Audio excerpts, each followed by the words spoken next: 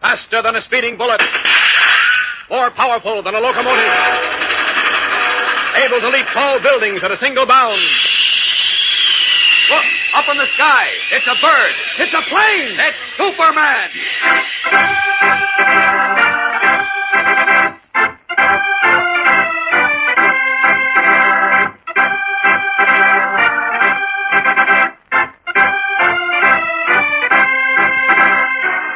Yes, it's Superman, strange visitor from the planet Krypton, who came to Earth with amazing physical powers far beyond those of mortal men, and who, disguised as Clark Kent, mild-mannered reporter for a great metropolitan newspaper, wages a never-ending battle for truth and justice.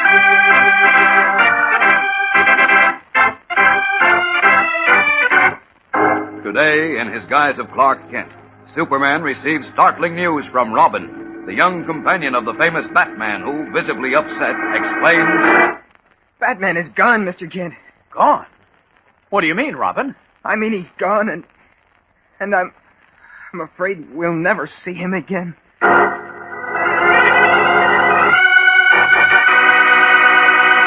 All right, gang, get set now for more Superman contest winners. You may be among these, so listen carefully. Out of Hackensack, Fargo, North Dakota, William Frost, Hastings, Nebraska, Jim Deller, Bellevue, Kentucky, Robert Jones, Jackson, Mississippi, Nancy Humphrey, Grants Pass, Oregon, Gail N. Daubert, Buffalo, Rita Schweitzer, Brooklyn, New York, Mary Powell, St. Paul, Minnesota, Henry Phillips, Atlantic City, Donna Richardson, Tioga, Colorado, John Watkins, Grinnell, Iowa, Jerome Isaacs, Bronx, New York, Florence Brooks, Denver, Pete Kutralakos, Dover, New Hampshire, Joan Eisenstadt, Miami Beach, Florida, Mickey Speakman, Wilmington, Delaware, Robert Grasso, Glastonbury, Connecticut, Jimmy French, Louisville, Kentucky, Patricia Taylor, Long Beach, California, James Harvey, Columbia, Mississippi, Boyd Connor, Crown Point, Indiana, Marion Dougherty, Holland, Michigan, Robert Winchell, Port Ewan, New York, Mary McDaniel, Bethel, Ohio, Lynn Papp, Fairmount, North Dakota, Joseph Ponachevsky, Newark, New Jersey, Gene Thomason, Arkadelphia, Arkansas, Chicky Kaplow, New York City, Don Boblatt, Overland, Missouri, Catherine Smith, Laurel, Mississippi, Pat Strickland, Gainesville, Florida, Barbara Hammond, Lewiston, Maine, Mary Kane, Tipton, Iowa, Alvin Wyman, Southbury, Massachusetts, Henry Wegeman, Corona, New York, Robert DeBow, Hagerstown, Maryland, Junior Dion, Augusta, Maine, Cletus Seifers, Nettleton, Arkansas, Douglas Near, San Francisco, Nancy Carter, Minneapolis, Tom Inman, Pueblo, Colorado, Billy Wiggs, Manville, New Jersey, Leon Zizik of Lynn, Massachusetts, Joe Brown, Vicksburg, Mississippi, Carol Roon, Chicago, Carter Christian, Decatur, Georgia, Robert Godet, Hartford, Connecticut, Jerome Cowper, Brooklyn, New York, Jimmy Buckley, Trenton, New Jersey, and John Robbins, St. Paul, Minnesota. That's all for now. More later in the program, so keep listening.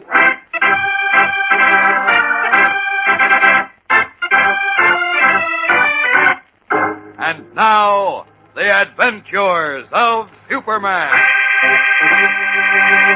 When Clark Kent, who is really Superman, received an urgent phone call from Robbin, the young companion of the famous Batman, he hurried to the handsome mansion which the dynamic duo occupy in their true identities of Dick Grayson and Bruce Wayne. Kent found young Grayson greatly agitated.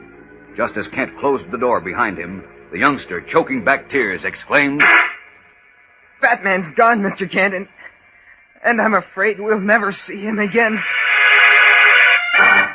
Oh, gosh, what'll I do, Mr. Kent? What'll I do? First thing you must do, Dick, is pull yourself together and tell me exactly what happened. I can't. I'm so worried I can't even think. Nonsense, you've got to. Now, come on, son. What did you mean when you said Batman was gone and we'd never see him again? Well, I mean he's gone. Forever. Forever? He's not dead, is he? I'm afraid he is. Well, why do you say that? Because he told me before he went away, if he didn't come back within a week, and if I didn't hear from him, I'd probably never see him again. How long ago was that? It was exactly 12 days ago. I see. Did he tell you where he was going? No, I asked him, but he said he couldn't tell me. Well, that's rather unusual. I mean, for Batman not to tell you, isn't it? It's the first time it ever happened. Oh. Did he give you any idea why he was going away? None at all. He just told me that something very important had come up. Something he just couldn't tell me about. That's odd. And then he said if he wasn't back inside of a week, he might never come back. Now I'm scared, Mr. Kent. Take it easy, son. Take it easy. Look, were you and Batman working on any particular case when he went away? No. For once, everything was nice and peaceful. It was, eh? Yes, that's why I can't understand it. Did you question Alfred, your butler? Maybe Batman said something to him. No, he didn't. I asked Alfred. What about the police? Did you call Inspector Henderson? Not yet. because I kept hoping Batman would show up. I see. And besides, he always told me if ever I was in trouble and he wasn't around, I was to call you. Uh-huh. Well, obviously he knew he was going into something dangerous, or he wouldn't have said what he did. But what gets me is that he didn't leave some clue for one of us, just in case. You'd think he'd do that. But I know he didn't because Wait, Dick. Do you know where Batman keeps his private papers? Yes, in a vault in his bedroom. Why? Do you have a key to the vault? It's a combination lock. I know the combination. Good. But... Let's go up and have a look at this vault. It's just possible we'll find a clue there.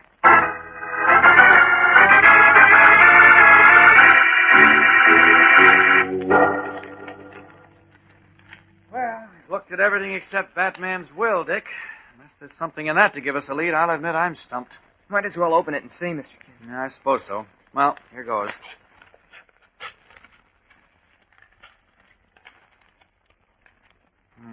Very short. I, Bruce Wayne, being of sound health and mind, declare this to be my last will and testament. Lists several charities he leaves a lot of money to, and I bequeath the bulk of my estate to my friend Richard Grayson. That's you. Look, are you sure there isn't anything else in his will? No, nothing that would give us a lead. Oh, gosh, what'll we do, Mr. Kent? I don't know. Somehow this just doesn't add up, Dick. I'm sure Batman wouldn't have walked out knowing he might never come back without leaving some tiny hint. Wait a minute. Maybe he couldn't.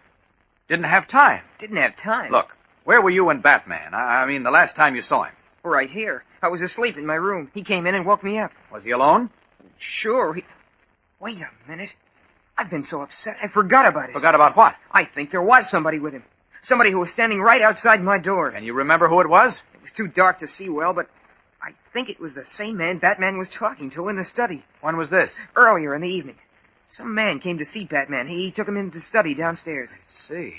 Did you get a look at him? No, I was getting ready for bed when I heard the doorbell. Batman let him in, and then I heard their voices in the study. Did you hear anything they said? No, the study door was closed, you see, and I was pretty sleepy. So all I heard was a murmur of their voices. I see. Then Batman disappeared that night. Yes.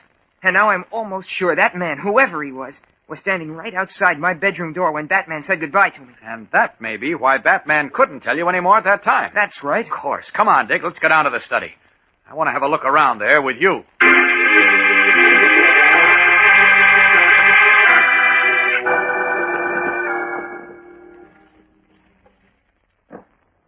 Any luck, Dick? See anything odd, out of place? No, Mr. Kent. I can't find anything in this room that wasn't here before. I can't make this add up, Dick. Because I'm so sure Batman wouldn't have walked out without leaving us some hint. Wait a minute, what's this? Oh, that's our recording machine. We use it to record important phone calls or some special radio programs. I see. When's the last time you or Batman used it? Do you remember? Well, sure. Time we were trailing the Umbrella Man. Oh? We expected him to call up and try and make a deal with us. He did, and the recording of his phone call helped us send him to jail. Yes, I remember that story. That was several months ago. Yeah, I guess so. Well, you must have used it since then. No, that was the last time. I remember because I put a new spool of recording wire on the machine just a day or two before Batman disappeared. And we had no occasion to use it since. Well, there's something recorded on that new wire, Dick. Huh? Holy smokes, is there? Uh-huh. And this may be just what we're looking for. What do you mean, Mr. Kent? If the wire was blank a day or two before Batman disappeared, and now there's something recorded on it, it may mean Batman used the machine when he was with the stranger on the night he disappeared. You mean Batman might have recorded something on the machine to tell us where he went? Could be. Let's play the recording back and find out.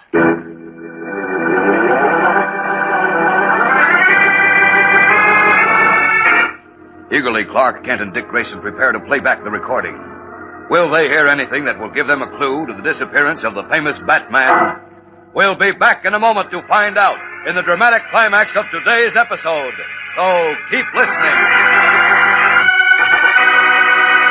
Stand by now for more contest winners. Here they are. Anthony Tallarico, Brooklyn, New York. Sven Bauman, Rochester, New York. William Ellis, Roxbury, Massachusetts. Bob Saylor, Holland, Kentucky. Sylvia Sherman, Norwich, Connecticut. Wilma Hill, Springfield, Missouri. Dana Sorantos, New Brunswick, New Jersey. Jeremiah Lee, Columbus, Ohio. David McHold, Tacoma Park, Maryland. Carl Vassar, Pittsburgh, Massachusetts. Robert Tillman, Washington, D.C. Paul Berenger, Denver. Billy Swanson of Miami, Florida. Howard White, Dover, Delaware. Alan Waxman, Denver. Warren Gunter, Rodando, California. California, Joyce Kohler, Louisville, Kentucky, Lorene Gertz, Victoria, Kansas, Bruce Bogard, Cedar Rapids, Iowa, Patty Bowles, Morristown, Indiana, John Crew, Oak Park, Illinois, Charlotte Redmond, Atlanta, Georgia, William Chase, Newton Center, Massachusetts, North Shine, Bridgeport, Connecticut, John Campbell, Hyatts, Maryland, Darrell Senier, Alton, Illinois, Robert Sullivan, Concord, New Hampshire, Gerald Hyman, Trenton, New Jersey, Joan Sadler, Bowling Green, Kentucky, Gary Shelton, Fort Wayne, Indiana, Alfred Handy, Astoria, Long Island, Della Folkler, East Akron, Ohio, Charles Brown, Rochester, New York, Mary Haggins, Wilmington, North Carolina,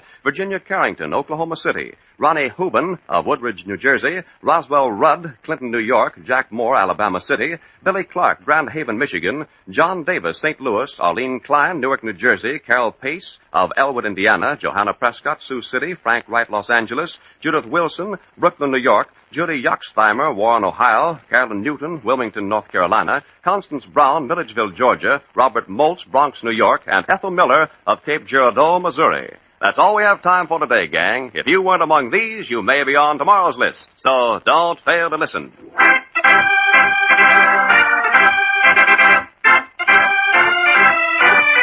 And now, back to the adventures of Superman. In the famous Batman study, Clark Kent and Dick Grayson, who is Robin, are about to play back a spool of wire discovered in a recording machine in an effort to find a clue to Batman's mysterious disappearance. Adjusting the machine, Kent calls out, Okay, Dick. Turn it on. Right, Mr. Kent. Here goes. That's a strange request, Mr. Jones, you said your name was? That's Batman, Mr. Jones is right, Mr. Wayne. But strange or not, I insist that you come to my place with me now to discuss the matter. Is that the man you heard with Batman that night, Dick? Uh-huh. Why can't we discuss it right here? Because, as I explained before, I prefer to discuss such an important matter in my own home, or in some neutral place, if you prefer. You think I might have spies around here, huh? Let's just say I prefer not to take chances. I see. What are they talking about? Quiet, Dick. You'll find out. Mr. Jones. You don't want to take chances, but you don't hesitate to ask me to take them. You come here with some cock and bull story. It's not a cock and bull story, Mr. Wayne. I've told you the truth. Maybe. And maybe your name is Jones. But you must admit it sounds pretty fishy. I mean, telling me as little as you have and then asking me to go somewhere with you alone. How do I know you're not leading me into an ambush? Why should I? Well, I am pretty rich, you know. You may have some ransom idea in your head. Gosh, listen. That's sheer nonsense, Mr. Wayne, as you'll find out. But we're wasting time. Will you come to my place? Sorry, Mr. Jones. I'm not a coward, but neither am I a fool. You'll have to tell me more. And if I refuse? I don't go with you. I think you will, Mr. Wayne, because if you don't... Then what? Then I shall be compelled to reveal to the world that you, Bruce Wayne, are Batman. What's that? Christopher Columbus. Yes, Mr. Wayne. I will publicly reveal that you, Bruce Wayne, and the famous Batman are one and the same.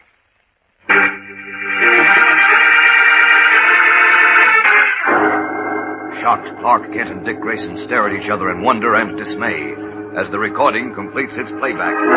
Who is the mysterious and threatening Mr. Jones who has somehow discovered the secret of Batman's double identity? The secret Batman cherishes as much as Clark Kent guards his own identity as Superman. And what has happened to Batman? Tomorrow, Kent and Robin receive an even greater shock. So don't fail to listen, fellows and girls. Be sure to tune in, same time, same station, for Chapter 2 of Batman's Great Mystery on The Adventures of Superman.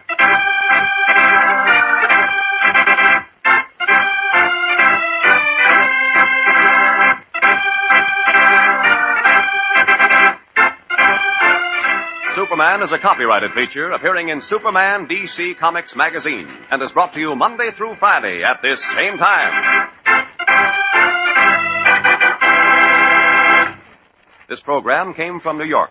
Stay tuned to your mutual station for Captain Midnight, which follows in just a moment. And right after Captain Midnight, you will hear Tom Mix and his Ralston Straight Shooters. This is the Mutual Broadcasting System. Faster than a speeding bullet. More powerful than a locomotive. Able to leap tall buildings at a single bound. Look, up in the sky. It's a bird. It's a plane. It's Superman.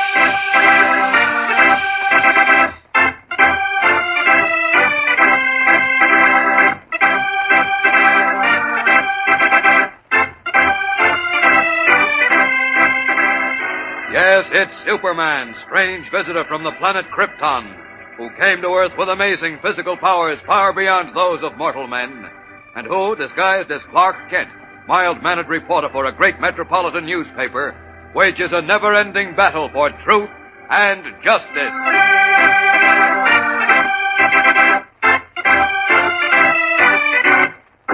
Today, in his guise of Clark Kent, Superman and Robbin hear a conversation between the missing Batman and a stranger on a wire recording and receive the shock of their lives. I think you'll do as I say, Mr. Wayne, because if you refuse... Yes, if I refuse... then I will reveal to the world that you, Bruce Wayne, are Batman.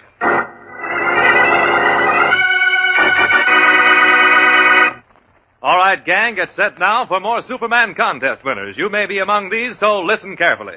George Leon, New York City. Vernon Lind, Escanaba, Michigan. Carol Reed, Dorchester, Massachusetts. Mary Ann Porter, St. Louis. Robert Schwartzwald, Brooklyn, New York. Patricia Kennedy, Bakersfield, California. Stephen Finner, Regal Park, New York. Barbara Knox, Suffield, Connecticut. Dick Ritholt, Chicago. Betsy Burton, Tifton, Georgia. Christine Guptill, Peabody, Massachusetts. James Baca, Hancock, Michigan. Paul Schlamowitz, Brooklyn, New York. Joan Del Grande, San Francisco. Robert Josephs, Boston. Lois Eaton, Newington, Connecticut. Bobby Maynard, Pentwater, Michigan. Elaine Henley, Bainbridge, Georgia. Melba Parnell, Pine Bluff, Arkansas. Joanne Hazelwood, Cincinnati. Anthony Mignon, Brooklyn, New York. Jimmy Kilpatrick, Glenside, Pennsylvania. Rollard Moeller, Buffalo, New York. Dorothy Firely, Bridgeport, Pennsylvania. Nancy Mesnick, Alexandria, Virginia. Kenneth Palmer, Rutland, Vermont. Bill Hayes, Salt Lake City. Charles Pete Cross, Dallas, Texas. Walter Williams, Portsmouth, Virginia. Phyllis Sanderson, Woodhaven, New York. Edward Welcome, West Hartford, Connecticut. Aline Rayfield, Knoxville, Tennessee. Donald Barnhart, Mitchell, South Dakota. Francis Gainey, Hartsville, South Carolina. Donald Young, Newport, Rhode Island. Nancy Mong, Huntington, Pennsylvania. Beatrice Allen, Waterloo, Wisconsin. Ronald Travis, Fairmont, West Virginia. Don Vernon, Seattle, Washington. Gordon Thomas, Arlington, Virginia. Bill Schmidt, Fond du Lac, Wisconsin. John Alper, New York City. Donald Campbell, Bradford, Pennsylvania. David Waters, Arlington, Virginia. Ruth Patton, Madison, Wisconsin. Joel Siegel, Philadelphia. Stanley Koslowski, Bremerton, Washington. Eddie Power, Marshall, Texas. Carol Hogg, Kenosha, Wisconsin. And Alice Johansson, Seattle, Washington. That's all for now. More later in the program, so be sure to keep listening.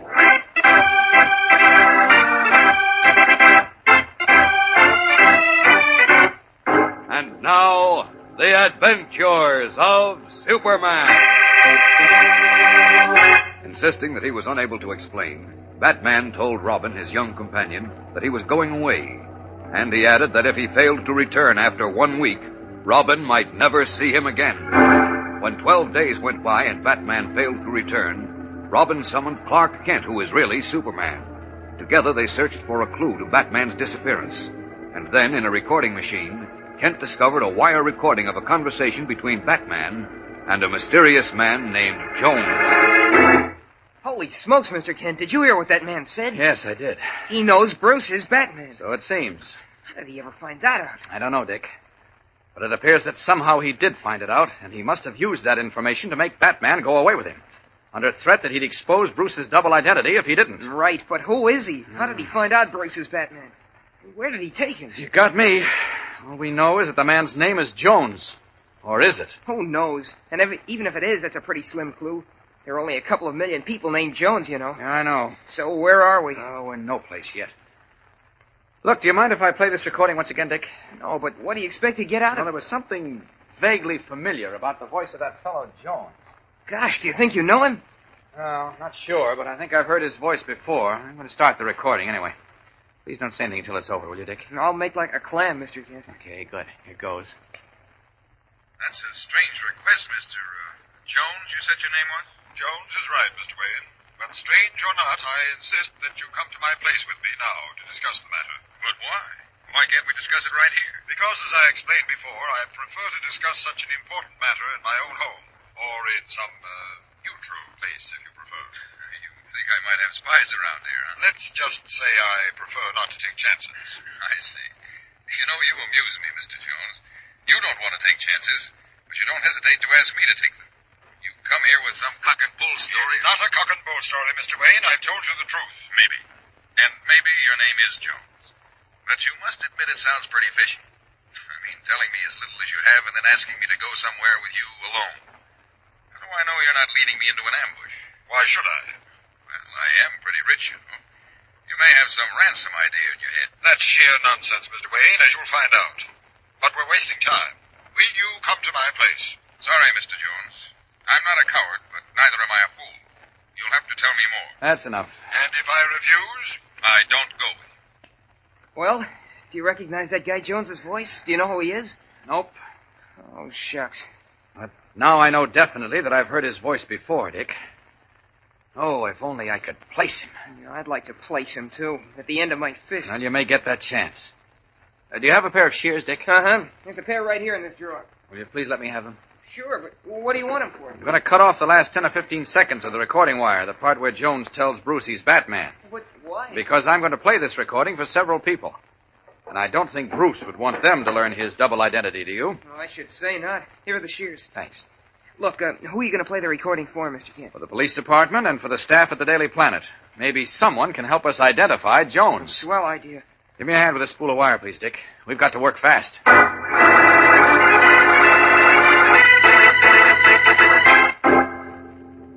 Mr. White, Lois, Jim, you too, Beanie, listen carefully to this recording of a conversation between Bruce Wayne and a man he calls Jones. I want you to see if you can recognize Jones's voice. All right, Dick, turn on the machine. Here it goes, Mr. Kent. Listen now, all of you. That's a strange request, Mr. Jones, you said your name was? Jones is right, Mr. Wayne. But strange or not,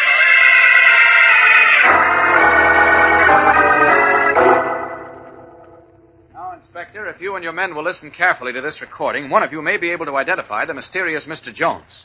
Here it goes. That's a strange request, Mr. Jones, you said your name was? Jones is right, Mr. Wayne. But strange or not...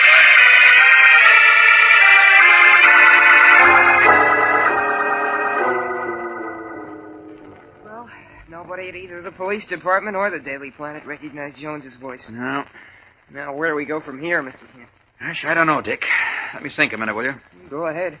I'm afraid you'll have to do the thinking for both of us because I'm so upset my head just keeps going around in circles. If we only had some idea of what he wanted with Batman. And if only I could place his voice. Yeah, if only. Oh, say, listen, Dick. Inspector Henderson was going to have a fingerprint expert go over the study in your house. Have you heard from him yet? Not yet. Do you want me to give him a ring? No. Let's wait a little while, and then we... Oh, excuse me, will you? Clark Kent speaking. Oh, yes, Inspector. Did your fingerprint men turn up at...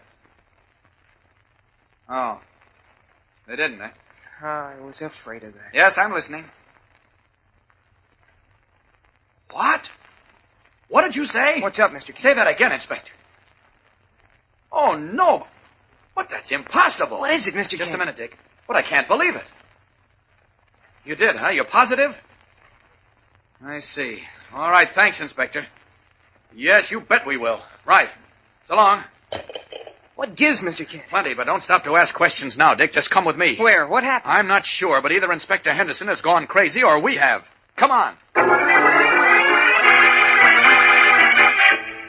Grim-faced, Clark Kent hurries from his office, followed by the puzzled Dick Grayson. What amazing news did Kent receive from Inspector Henderson? We'll be back in a moment to find out, so keep listening.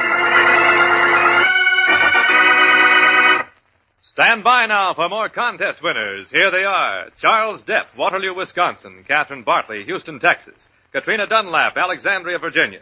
Fred Fisher, Philadelphia. Ernest Tate, Pittsburgh, Massachusetts. Louis Venuti, Philadelphia. Ronald Miller, Cincinnati. Robert James, Wauwatosa, Wisconsin. Zelda Cutler, Pittsfield, Massachusetts. Robert McKeever, Elizabeth, Pennsylvania. Bud Peterson, Rockford, Illinois. Jerome Brooks, Manchester Depot, Vermont. Dennis Kerr, Roxbury, Massachusetts. Walter Olson, Chicago. Thomas Lynch, Willow Grove, Pennsylvania.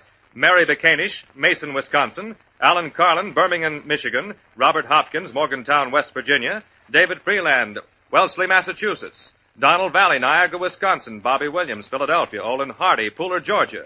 Lillian Caraba, Ashland, Wisconsin. Don Hazlitt, Newcastle, Pennsylvania. Ronnie Howard, Louisville, Kentucky. Dora Bukili, Revere, Massachusetts. Jerry Smith, Franklin, Pennsylvania. Laverne Johnson, Spring Green, Wisconsin. Jack Kaufman, Medea, Pennsylvania. Erlyn Morris, Rockford, Illinois. Frederick Smith, Lowell, Massachusetts. Marlene Wyman, Oil City, Pennsylvania.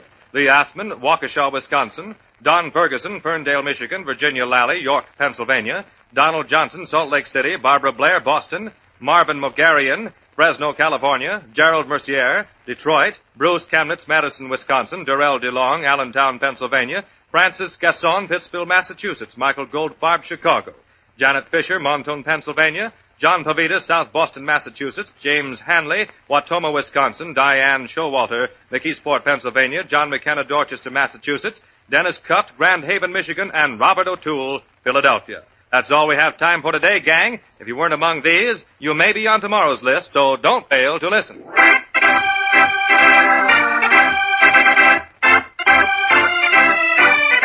And now, back to the adventures of Superman. As we continue now, Clark Kent and young Dick Grayson, who is really Robin, have arrived at the Metropolis Auditorium, where a huge throng mills around the doors, trying to push their way into the already crowded building.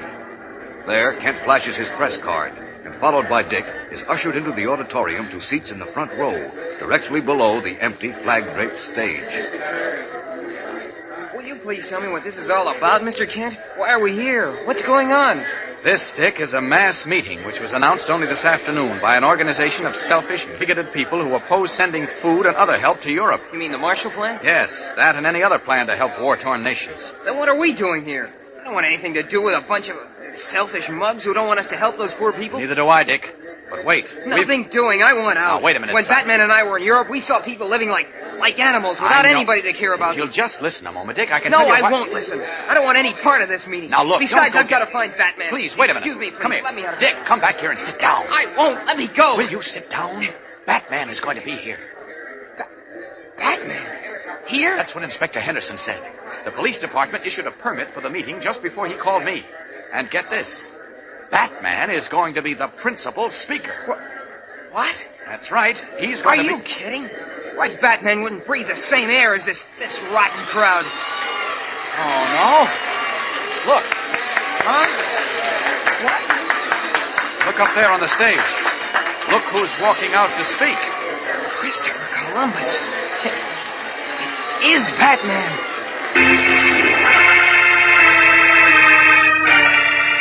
His eyes bulging, Robin looks up at the tall figure in skin-tight costume, gloves, cape, and bat-like hood and mask, and recognizes his companion, Batman. Can it really be Batman who was out before the huge crowd to speak for a movement which he, Robin, Superman, and other prominent people have condemned as un-American and selfish?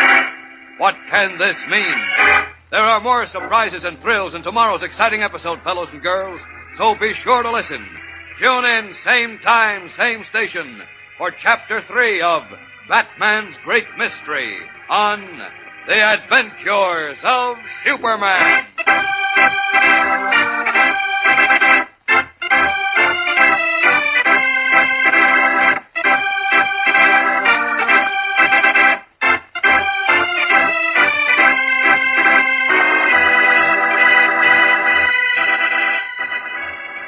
Superman is a copyrighted feature appearing in Superman DC Comics magazine and is brought to you Monday through Friday at this same time.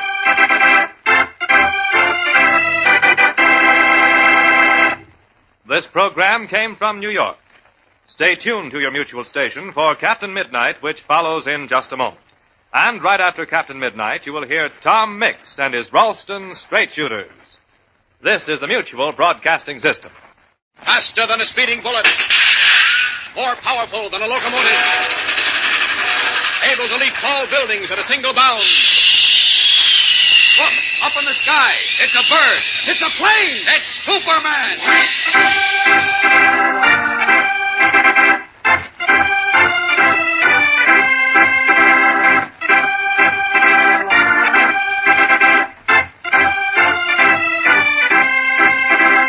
Yes, it's Superman, strange visitor from the planet Krypton, who came to Earth with amazing physical powers far beyond those of mortal men, and who, disguised as Clark Kent, mild-mannered reporter for a great metropolitan newspaper, wages a never-ending battle for truth and justice.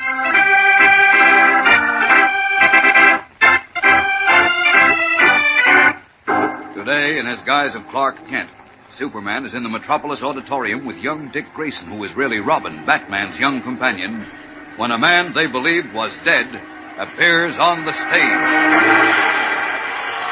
Look, Dick. Look who's going to speak. It's Batman. Christopher Columbus. Yes, it is Batman.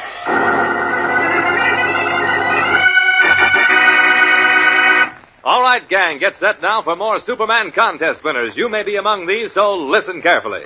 Mary Ann Wedlock, Dodgeville, Wisconsin. Rudolph Pignatelli, Philadelphia. David Gates, Emporia, Kansas. Rose Rubin, Providence, Rhode Island. Beulah Kibble, Cincinnati. James Maxwell, Bridgeport, West Virginia. Alfred Long, Kingston, New York. Mary Revel, Richmond, Kentucky. Marie Quattro, Sacramento, California. Richard Franzoso, Portsmouth, New Hampshire. James Pullman, Fenimore, Wisconsin. Gloria Thomas, Plant City, Florida. Leonard Martin, Minneapolis. Regina Coughlin, Jersey City. James Ridge, Cincinnati. Eddie Sewell, Manhattan Beach, California.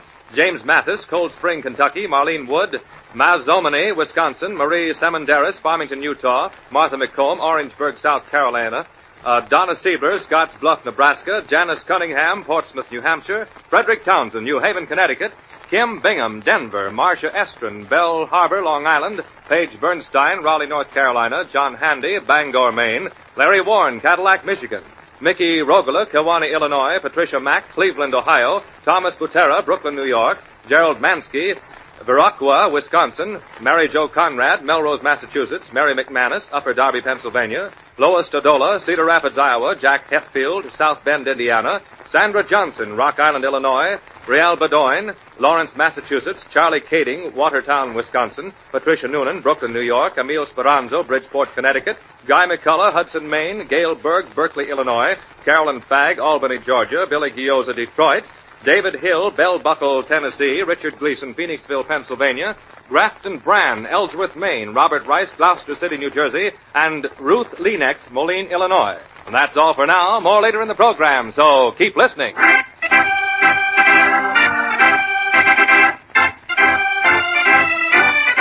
And now, the adventures of Superman. Just 12 days ago, the famous Batman wakened Robin, his young companion, from sleep and told him, I'm going away, Robin. I can't tell you where or why. I hope to be back within a week. But if I'm not, well, you may never see me again. Then, when 12 days passed and Batman did not return, a very worried Robin appealed for aid to Clark Kent, who, as we know, is Superman.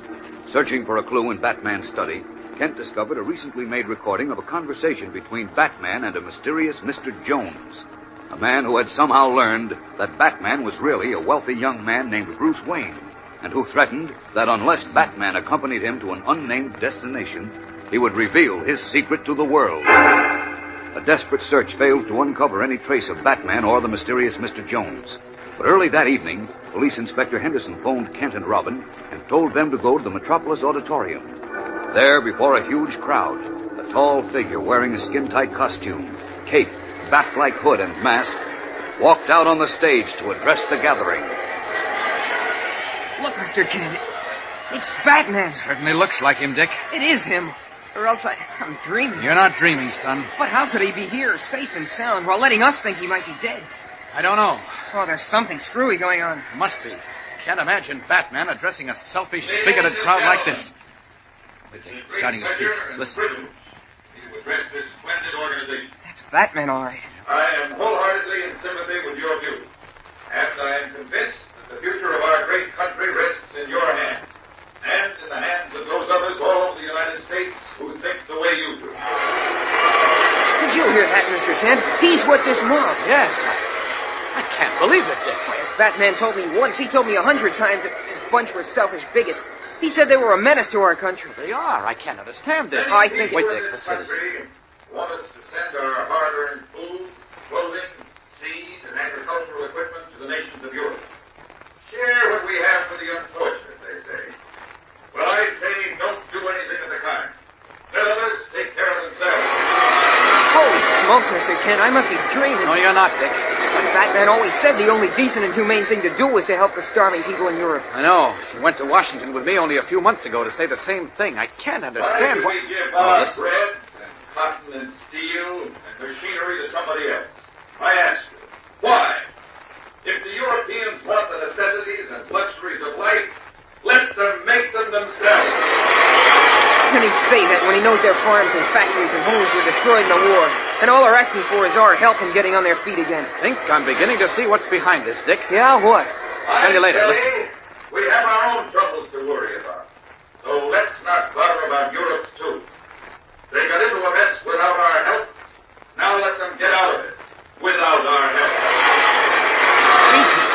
My ears must be playing tricks on me, Mr. Kent. I can't believe Batman would ever say such rotten, selfish things. Neither can I. The less we have to do with foreigners, the better. So let them stew in their own juice. And now, in closing, ladies and gentlemen, let me urge you again to refuse to aid Europe. We work hard for what we have, so let's not give it away to a lot of foreigners. I thank you.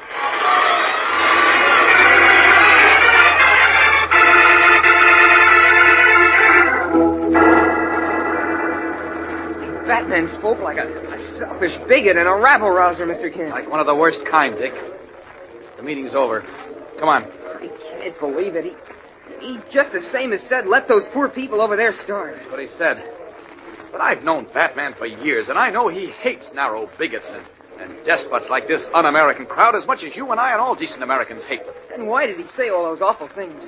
Well, my hunch is that he was forced to do this. Forced? Uh-huh. What makes you think so? Remember that recording we found in Batman's study? Oh, you mean that fellow Jones? Yes. Look, Batman just went into a dressing room. Here's our chance to find out. Come on.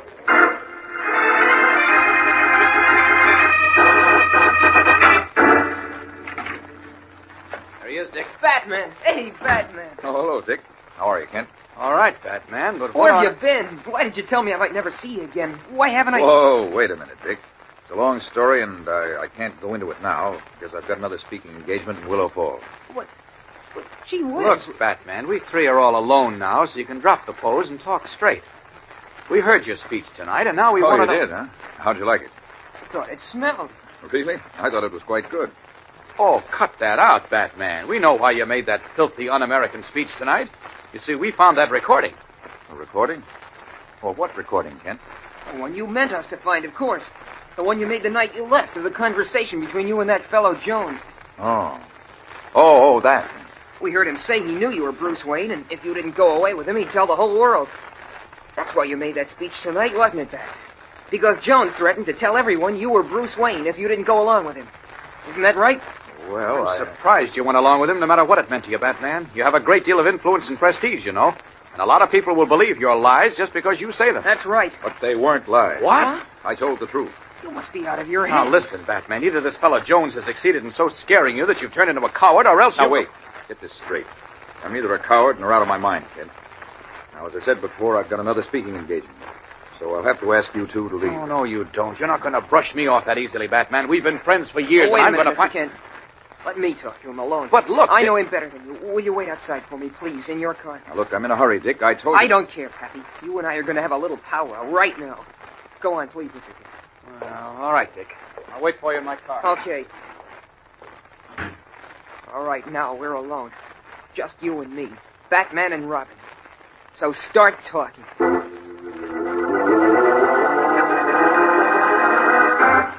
We'll be back in a moment for the startling climax of today's episode.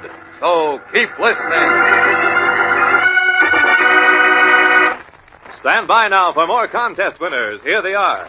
Norman Stone, Brooklyn, New York. Phyllis Bender, Chicago, Illinois. Nancy Burney, Jersey City. Virginia Schrager, Carbonville, Illinois. Lawton Short, Oneonta, New York. Raymond Shennewerk, Port Orchard, Washington. Patricia Smith, Philadelphia. Catherine Benson, Milwaukee, Wisconsin. Marilee Hammond, Los Gatos, California. Eddie Brannon, Griffin, Georgia. Gerald Larson, Janesville, Wisconsin. Stanley Young, Seattle, Washington. Edward Sandridge, Hampton, Virginia. Byron Young, Hayward, California. Barry Somers, New Haven, Connecticut.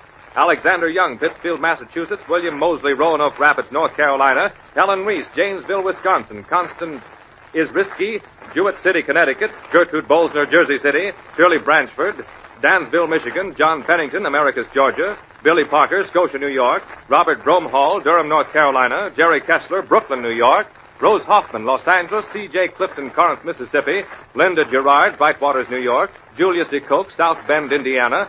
Emily Kramer, Allentown, New Jersey. Mildred Johnson, LaGrange, Illinois. Jack Lapsky, Princeton, New Jersey. Peter Walheim, Philadelphia. Robert Young, Chicago. Nicholas Bilati, Brooklyn, New York. James Nogg, Carteret, New Jersey.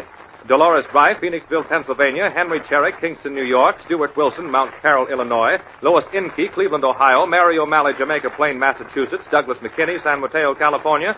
Livingston Smith, Rensselaer, New York. Alice Chambers, Darby, Pennsylvania. Louis Bojo, Joliet, Illinois. Rosemary Schroer, East Orange, New Jersey. Norman Pleward, Pittsfield, Massachusetts. Simone Rohrbach, Philadelphia. James Malley, West Haverstraw, New York. And John Byrne, Chicago. That's all we have time for today, gang. If you weren't among these, you may be on tomorrow's list, so don't fail to listen.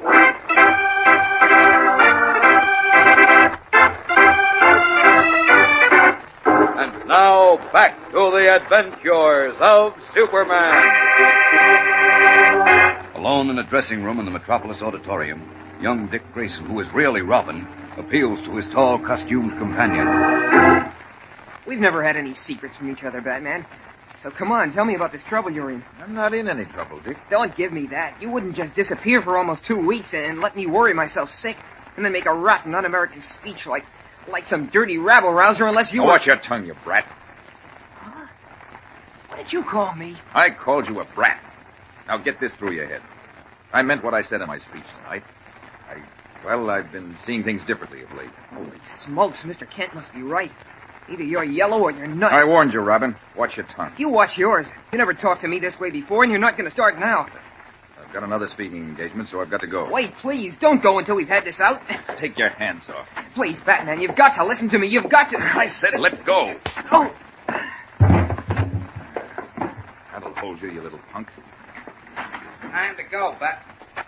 Hey, what happened to the kid? He got tough, and I had to take a poke at him, that's all. Let's go, Jerry. Hey, he looks as if he's hurt pretty bad. His head's cut. So what? He banged it against the radiator and he went down. He'll be okay. Come on, let's go.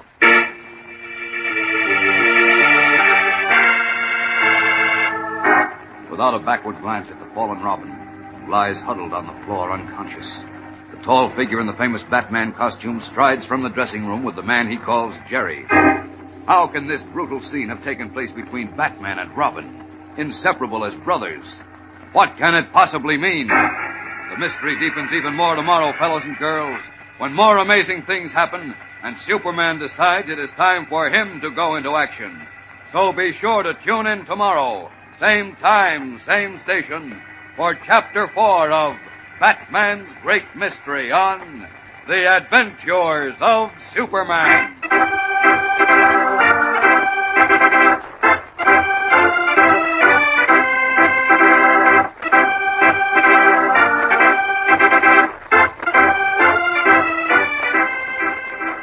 Superman is a copyrighted feature appearing in Superman DC Comics magazine and is brought to you Monday through Friday at this same time.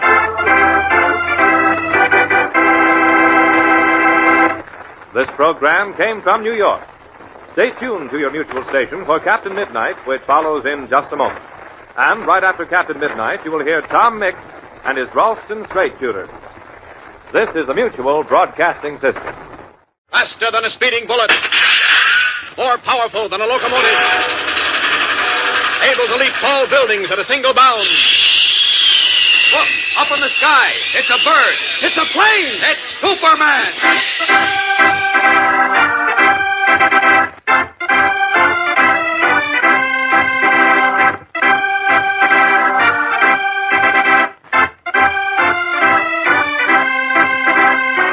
Yes, it's Superman, strange visitor from the planet Krypton, who came to Earth with amazing physical powers far beyond those of mortal men, and who, disguised as Clark Kent, mild-mannered reporter for a great metropolitan newspaper, wages a never-ending battle for truth and justice.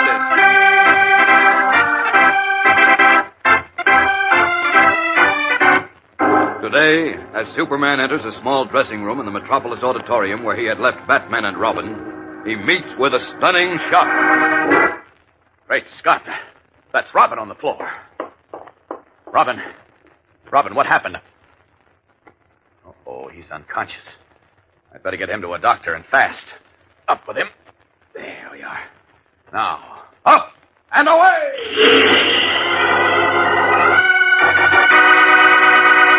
All right, gang, get set now for more Superman contest winners. You may be among these, so listen carefully.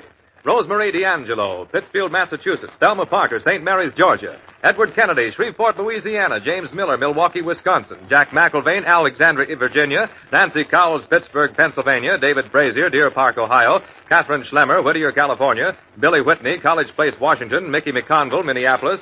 John Biggerstaff, Mahoningtown, Pennsylvania. Teresa LaBorge, Witherton, New York.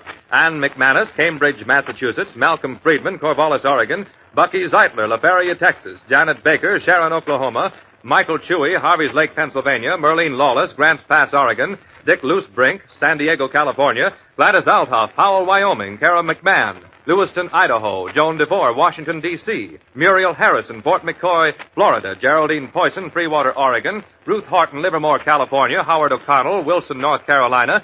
Doris Pierce, Norfolk, Virginia. Betsy Brown, Kearney, New Jersey. Bob Verity, North Tarryton, New York. Margian Bremer, Parker's Prairie, Minnesota. Darrell Carroll, Logan, Utah. Colleen Illay, Adza, Iowa. Linda Campbell, Dallas, Texas. Jim Roach, Terre Haute.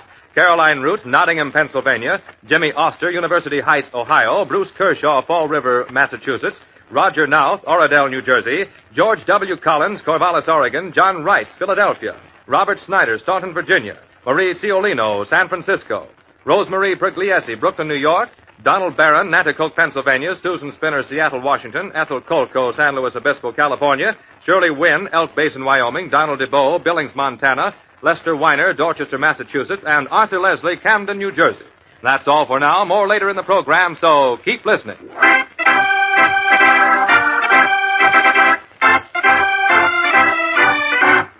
And now, the adventures of Superman. After telling Robin, his young companion, that he might never see him again, the famous Batman disappeared. Then, 12 days later, while Robin and Superman hunted desperately for him, Batman apparently reappeared without notifying his friends and delivered a rabble-rousing, un-American speech in Metropolis Auditorium.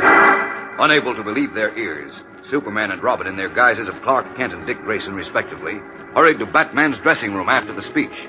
But when they were given a cold reception, Robin asked Kent to leave, then appealed to Batman to explain his amazing behavior. To his utter bewilderment, the man he considered his dearest friend turned on him viciously. And when Kent returned a short time later, he found Batman gone and Dick lying on the floor, unconscious. As Superman, Kent rushed Dick to the office of a nearby doctor, where the boy was treated for a scalp wound. Now, a little while later, Robin is again alone with Kent, heartbroken and close to tears. He hit me, Mr. Kent. Batman hit me. He called me a brat and then he slugged me. He never did anything like that before. Never. I know, Dick. He never even lost his temper with me before. I can't understand it, Mr. Kent. I just can't understand it. Can't understand that any more than I can understand Batman's making that rabble-rousing, un-American speech at the auditorium. Why, if I hadn't heard him myself, I never would have believed it. Oh, look, Mr. Kent. Do you suppose that fellow Jones, the man we heard on the recording with Batman, do you think he's making him act this way? Could be, Dick. It could be. But the Batman I knew would have knocked Jones down, regardless of what it meant to him, before he would make such a selfish, bigoted, un-American speech. Yeah, I guess he would. Then why is he acting this way? Well, offhand, I can think of only two reasons, Dick. Such as? First, it's just possible that Batman doesn't know what he's doing because he's sick. Mentally sick as a result of something fed or injected into him by the mysterious Mr. Jones. But he didn't seem sick. His eyes were clear, and his voice, his movements, they were just the same as always. Yes, but his thoughts and his actions were entirely different from what they always were. No, Dick, I still say Batman is either sick or else... Or else what? Well, that's something I'd rather not talk about yet. It seems too utterly fantastic. Oh, come on, Mr. Kent. Tell me, please. No, I'd rather check my theory first. Look, Batman said he had another speaking engagement tonight in Willow Falls, didn't he? Uh-huh. All right, I'm going up to Willow Falls, and before this night is over, I'm going to find out if Batman is sick or... Well, the other thing. Swell, I'll go with you. No, Dick, you're still a little groggy. Oh, no, I'm okay now. Honest. I want to go, Mr. Kent. I'd rather you didn't, Dick. I want to talk to Batman alone. Oh, well, okay. Good fella. Now, get your coat on. I'll take you over to Jim Olson's house. Jim Olson's? Mm-hmm. What for? Because if my second theory is right, you may be in danger. So I'd rather you were someplace else than your home until I get back. Oh, don't worry about me. I can take care of myself. Well... Besides, until I know what gives with Batman, I want to be at home, in case he calls and needs me. Well, that's the way you want it. All right, Dick. I'll run you home, then I'll hop up to Willow Falls and have it out with Batman. Come on, let's go.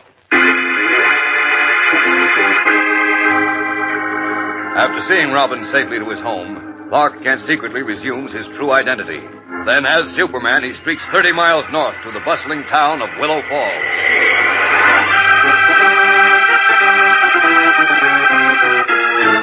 There, after again assuming his disguise of mild-mannered, bespectacled Clark Kent, he approaches the Willow Falls Opera House. Crowds are filing into the building, outside of which is a life-size lithograph of Batman in costume, and a huge sign which reads, "Batman speaks here tonight." Making his way to the stage entrance, Kent speaks with the doorman. My name is Clark Kent. I'm a reporter for the Metropolis Daily Planet. I'd like to interview Batman. Oh, he ain't here yet. You sure? It's 8:45, and I noticed he's scheduled to speak at 9 o'clock. I know, but he phoned in a little while ago to say he'd be late. He did, eh? Yeah, he's driving up from Metropolis, but he said he had some trouble with his car. Expects to be here about 9:30, thereabout. I see. Do you mind if I come in and wait for him? No, I don't mind. Come on in. Thanks. As Kent enters the Opera House in Willow Falls to wait for Batman, Robin, in his house in Metropolis, tries to concentrate on a book. But restless and worried, he soon tosses it away and turns on the radio. A moment later, he snaps that off and takes to pacing the floor. Then, when the phone rings, he fairly leaps across the room to answer it. Hello? That you, Robin? Yes, Batman. Chick, listen, chum. Where are you, Batman? What's happened to you? I'm so worried I'm going nuts. Take it easy, Robin. I can explain everything. Oh, well, start explaining. Mr. Kent thinks you're sick in the head, but I know it can't be that. Kent thinks I'm sick, huh? Yeah, he went up to Willow Falls to see you. Is that where you are now? No, I'm in Metropolis. You are? Well, come on home right now. We can get this all straightened out. I can't come home now, Robin, Why not? because I'm on a big job. But big. Job? For the police department? Bigger than that. The government? I can't tell you any more over the phone. Listen, can't you use a hand on this job? Can't I help? Yes, that's the reason I called you. I need you, chum. Oh, now you're talking our language. Just say where and when, Pappy. You know where the old River Hotel is? The River Hotel. Seems to me I remember it. An old dump down on the waterfront? That's it. I'm there now. Room 314. 314. Check. Now get this. I'm listening. Keep this strictly on the QT. Don't tell Kent or even Alfred that I called, or where you're going. Understand? I'll make like a clam, Pappy. Good. Get on your horse then, Robin. And get set for a big surprise. Now hurry.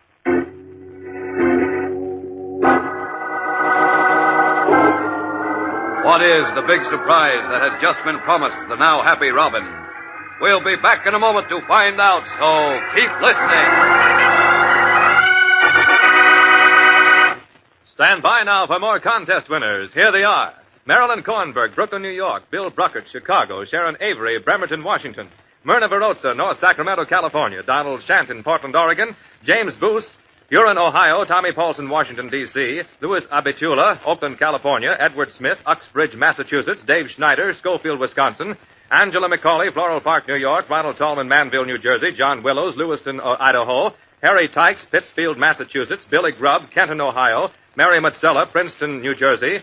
James Smith, Norwalk, Connecticut. Ruth Heckathorn, Van, Pennsylvania. Bob Johns, Portland, Oregon. Bobby Ludwig, Highland, Ohio. Charles Russell, North Hollywood, California. Robert Riley, Port Blakely, Washington. Lewis Hall, Pittsburgh, Pennsylvania. Janet Moden, Portland, Oregon. Judith Ranson, Windsor, Connecticut. Larry Connor, Los Angeles. Skig Nakagawa, Powell, Wyoming. Norman Forrester, Walla Walla, Washington. Hubert Smith, Asheville, North Carolina. David Moeller, Englewood, Colorado. John McSweeney, Bell Harbor, New York. Mike Berger, Murray, Utah. Nellie Gregg, Morgantown, West Virginia. Davis Hess, Athena, Oregon. Leonard Pusinen, Plainville, Connecticut. Vivian Powers, Philadelphia. Harold Clark, Milwaukee, Wisconsin. Raymond Dunhuber, Forest Hills, Long Island. Carol O'Brien, Jamaica Plains, Massachusetts. Joseph Hertzstein, Camden, New Jersey. John Caperna, Schuylkill Haven, Pennsylvania. Mary Tartiff, Lewiston, Maine. Mac Perry, Cherry Valley, Arkansas. James Morbeck, Chicago. Dora Clifford, Shelbyville, Tennessee. Gail Donnelly, Grant City, Staten Island. Jack O'Mara, Snyder, New York. Dennis Crimer, Roscoe, California. Floyd Weiss, Brooklyn, New York. And Randall Prophet, Christiansburg, Virginia. That's all we have time for today, gang. If you weren't among these, you may be on Monday's list, so don't fail to listen.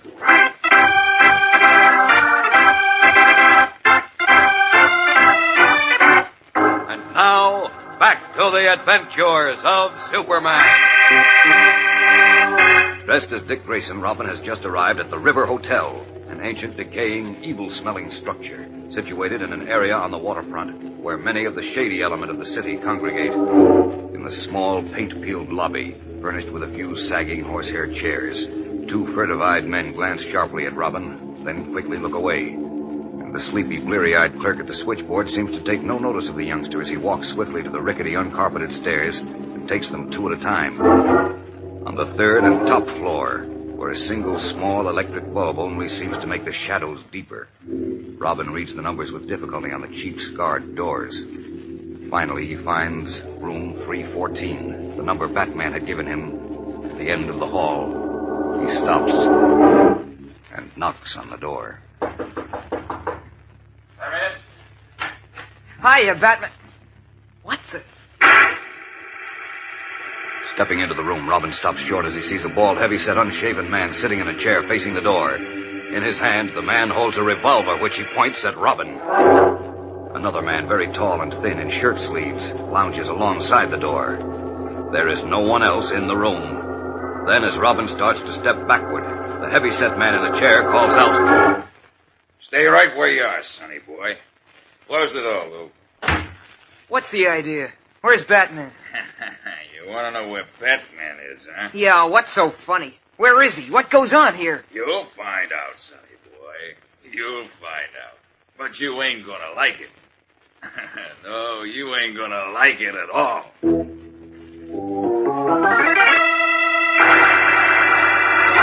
What does this mean? Was Robbin deliberately led into an ambush by Batman? It hardly seems possible. But then other things Batman has done since his strange reappearance have hardly seemed possible, too. What will happen now to Robbin as Superman 30 miles away in Willow Falls is unaware of this latest and serious development? There's more excitement and baffling mystery in Monday's thrilling episode, gang, much more. So be sure to listen. Don't fail to tune in again Monday, same time, same station, for Chapter 5 of Batman's Great Mystery on The Adventures of Superman.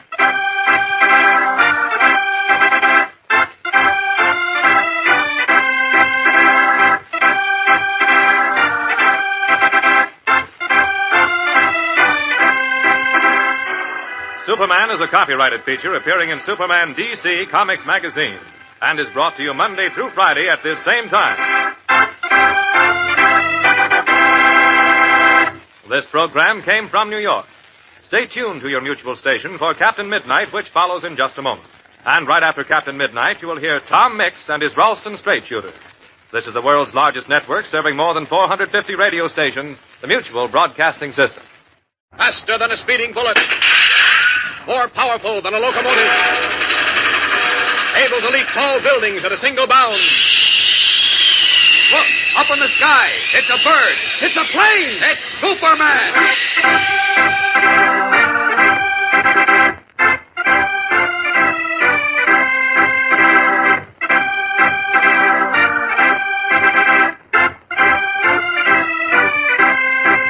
Yes, it's Superman, strange visitor from the planet Krypton, who came to Earth with amazing physical powers far beyond those of mortal men, and who, disguised as Clark Kent, mild-mannered reporter for a great metropolitan newspaper, wages a never-ending battle for truth and justice.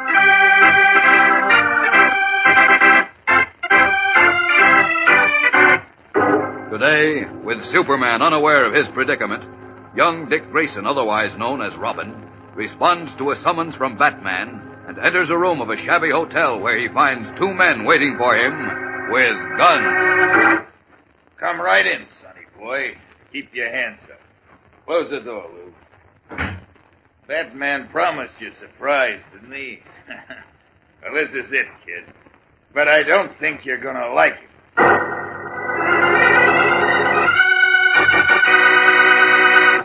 All right, gang, get set now for more Superman contest winners. You may be among these, so listen carefully. Jack Flippo, Neosho, Missouri. Buddy Struble, Waterloo, New York. Constance Haley, Roanoke Rapids, North Carolina. Ira Kelly, Los Angeles, California. Enrico Gasparini, Newark, New Jersey. Carrie Stewart, Vicksburg, Mississippi. James Orison, Brooklyn, New York. Carolyn Peterson, Chicago, Illinois. Peter Stevens, Branford, Connecticut. Carolyn Kerr, Miami, Florida. Harvey Blockburn, Georgiana, Alabama. John Worcester, Chicago, Illinois. A. Megrum, Ridgewood, New Jersey. Nell Stiegel, Monroe, North Carolina. David Cook, Brooklyn, New York. Evelyn Comet, Chicago, Illinois. Esther Thomas, Talladega, Alabama. Joanne Loveday, Guilford, Connecticut.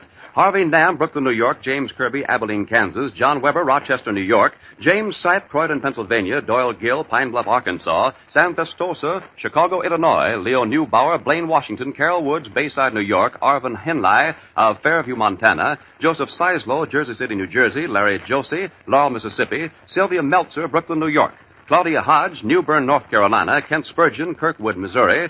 Joanne Tonanen of Chicago, Illinois. Stella Gallant, Billings, Montana. Ronald Stokes, Bridgeport, Connecticut. Glenn Joby, Round Lake, Illinois. M. Goldberg, Bronx, New York. Francis Villas, Brown City, Michigan. Alan Liebeck, Cleveland, Ohio. Charles Wimmer, Cottonwood, California. Mark Shefferman of Freeport, New York. Tom Bogdanovich, Joplin, Missouri. Gary Durr, Milwaukee, Wisconsin. Dwayne Kowstruce, Fremont, Nebraska. Marion Brown, San Francisco, California. Gloria Wilson, Dearborn, Michigan. Leslie Hightrue, Concord, New Hampshire. Betty Seifers, Nettleton, Arkansas. Judith Stone, Lawrence, Massachusetts. And Robert Zako from way out in Grand Rapids, Michigan. And that's all for now. More later in the program. So keep listening.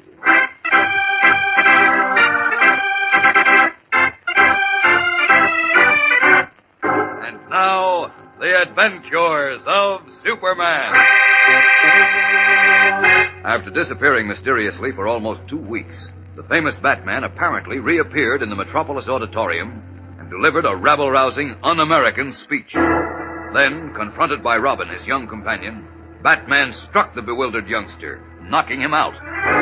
A short time later, Robbin, having been brought home by Superman, received a telephone call apparently from Batman, who told him to come alone to a shady hotel on the waterfront where he would explain his strange actions. And when Robbin arrived there, he walked into an ambush. Meanwhile, unaware of this latest development, Superman, disguised as reporter Clark Kent, was at the Opera House in Willow Falls, 30 miles away, where Batman was delivering another speech. As he left the stage and walked into the wings, followed by the applause of the crowd, Kent stepped forward to meet him. Just a minute, Batman. Kent, what are you doing? I want to talk to you. Yeah? Now, what about? About Robbin and other things. Look, I haven't time to discuss this with You're to take time. You and Robbin have been as close as brothers. You practically brought him up. Well, what are you getting at? A few hours ago at the Metropolis Auditorium, you struck him and knocked him out. So what? Little punk asked for it. It's not like you, Batman. You never slugged Robbin before or talked like this about him.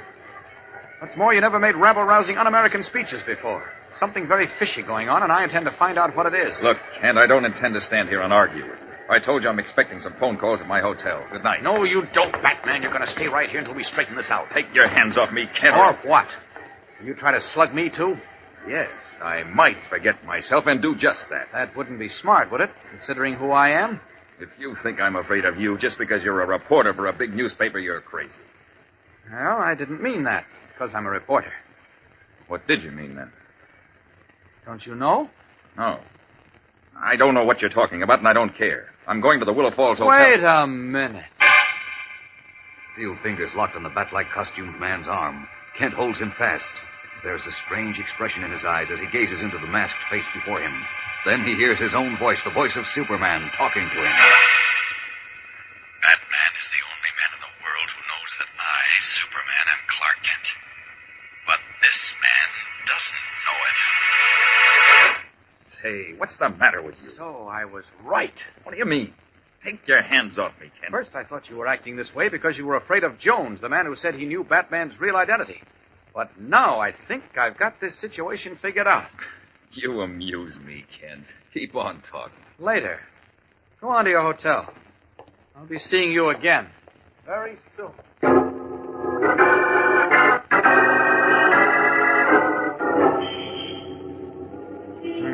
It's dark enough in this alley, I guess. So, out of these clothes, I need Inspector Henderson's help in a hurry. I can get back to Metropolis in 2 shakes as Superman. There we are. All set now. Up and away!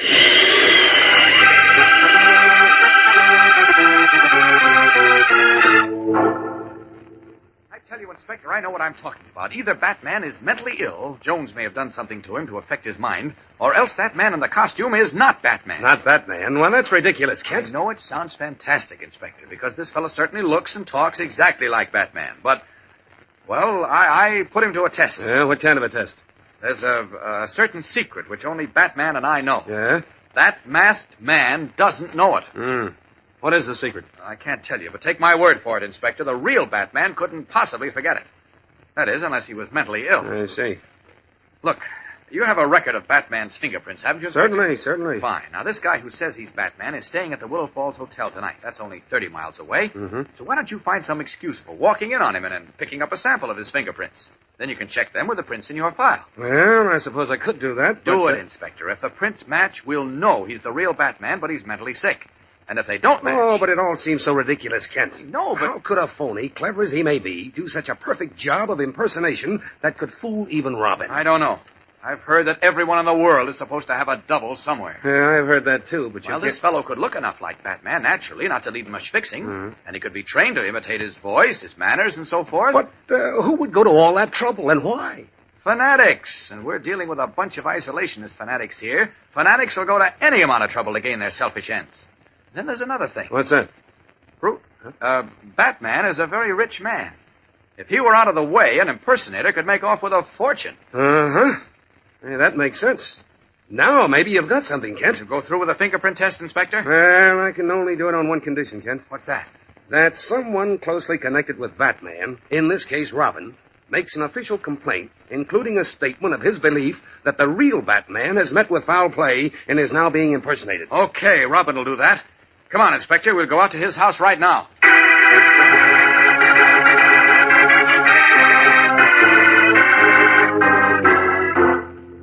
Where's Robbin, Alfred? I don't know, Mr. Kent, sir. What? He left about an hour ago after receiving a phone call. In a jolly hurry he was, too. I don't like that. Where did he go, Alfred? All he would tell me, Inspector, is that he was going to meet a man on the waterfront somewhere. On the waterfront? Yes, sir. And the way he was gaily chirping and singing, I'm rather sure it was Batman who called him. Batman? Did he say that? No, sir, he wouldn't say, sir. But when I asked him if it was Batman he was going to meet, he simply winked and said, "Mustn't talk, Alfred, but everything's all right again now." Oh, that's funny. Batman is supposed to be in Willow Falls. Willow Falls, sir? Yes. Say, that's right, Kent. Why should he tell Robbin to meet him on the waterfront? He wouldn't. Unless what? he is a phony, as I suspect. Look, Inspector, you better get your men down to the waterfront and look for Robbin. Right. I'm going back up to Willow Falls to shake the truth out of that man who calls himself Batman. So long.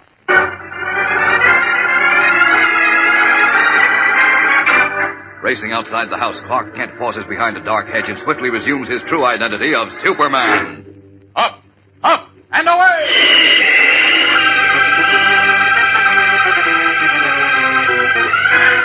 Then the Man of Steel leaps high into the starry sky and streaks northward, bound for Willow Falls and a shocking surprise. We'll be back in a moment to find out what it is, so keep listening.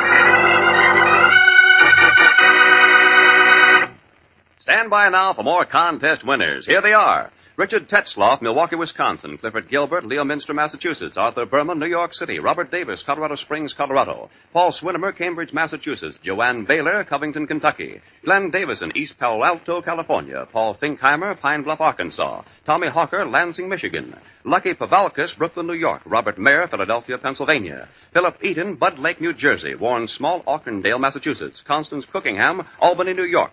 Whitman Brown, Aurora, Colorado. Arthur Troutwine, Buffalo, New York. Donald Spunkin, San Francisco, California. Dale Neff, Denver, Colorado. Alan Schoenberger, Minneapolis, Minnesota. Gwen Goldstone, Bronx, New York. Nancy Turcotte, Lowell, Massachusetts. Gilbert Ramirez, Los Angeles, California. Charles Niassen, St. Paul, Minnesota. Roderick Cantwell, South Boston, Massachusetts. Joseph Doran, Jersey City, New Jersey. Robin Benson, Highwood, Illinois. Joan Nelson, St. Simons, Georgia. Victor Apodaca, Englewood, Colorado. Lou Hayes, Wilmington, California. Linda Mazer of New York City. Kenny Fisher, Springville, Iowa. Carl Hunsley of Taylorville, Illinois. Charles Raymond, Chenango, New York. Dorothy Thompson, San Bernardino, California. Patricia Carter, Toccoa, Georgia. Leonard Comeau of West Lynn, Massachusetts. Leonora Prostick, Brooklyn, New York. Carl Dillon, Anaheim, California. James Conley, South Boston, Massachusetts. Roger Gazelle, Gloucester, New Jersey. Adrian Haig, Philadelphia, Pennsylvania. Paul Wigger of Covington, Kentucky. Lowell Rogers, East Palatka, Florida. Wesley Westmeyer, Denver, Colorado. George Hergenrother, New Weston, Massachusetts. John Smith, New York City. Barbara Beavers, North Little Rock, Arkansas. Thelma Wesley, Sharon Hill, Pennsylvania. John Minahan, Quincy, Massachusetts. And Barbara Van Anker of Barton, New York. And that's all we have time for today, gang. Listen tomorrow at this same time.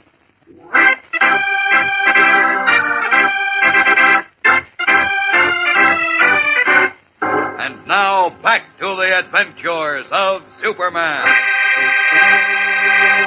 After streaking to Willow Falls, Superman has secretly resumed his disguise of Clark Kent, mild-mannered and bespectacled reporter. And as we join him now, he is speaking to the clerk in the Willow Falls Hotel. What room is Batman in, please? Batman is not here, sir. He checked out. Checked out. When? Oh, about a half hour ago, I'd say. Where did he go, do you know? No, sir, I don't know. As a matter of fact, I did ask him. You see, I wasn't able to hear him speak tonight, and since I'm off duty tomorrow, I was hoping I might hear him if he was speaking somewhere nearby. Well, what did he say? He said he'd been called away on important business, and he wouldn't be making any more speeches for a while. Did he leave a forwarding address? No, sir. No, sir, he didn't. Dismayed, Clark Kent, who is Superman, stands in the small hotel lobby and feels utterly helpless as the true state of affairs becomes crystal clear in his mind. Of course. I might have known this would happen. He is a phony. Now he's gotten rid of Robbin and gone into hiding. Now what'll I do? How can I find them? Is Superman right in believing that the man who reappeared in Metropolis yesterday is not the real Batman, but a clever and villainous impersonator? If so, what has happened to the real Batman and to Robbin? We'll learn the answers to some of these questions in tomorrow's spine-tingling episode, fellows and girls. So be sure to listen. Tune in, same time, same station, for Chapter 6 of Batman's Great Mystery on The Adventures of Superman.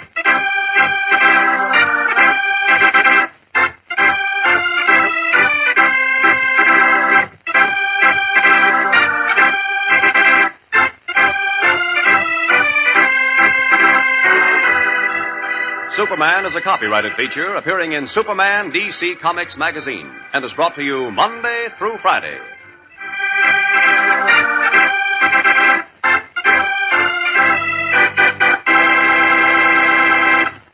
This program came from New York. Stay tuned to your mutual station for Captain Midnight, which follows in just a moment. And right after Captain Midnight, you will hear Tom Mix and his Ralston Straight Shooters. This is the Mutual Broadcasting System.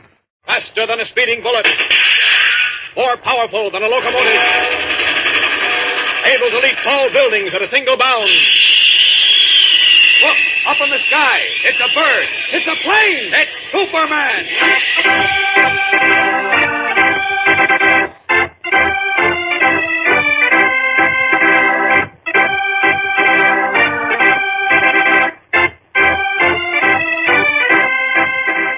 Yes, it's Superman, strange visitor from the planet Krypton, who came to Earth with amazing physical powers far beyond those of mortal men, and who, disguised as Clark Kent, mild-mannered reporter for a great metropolitan newspaper, wages a never-ending battle for truth and justice.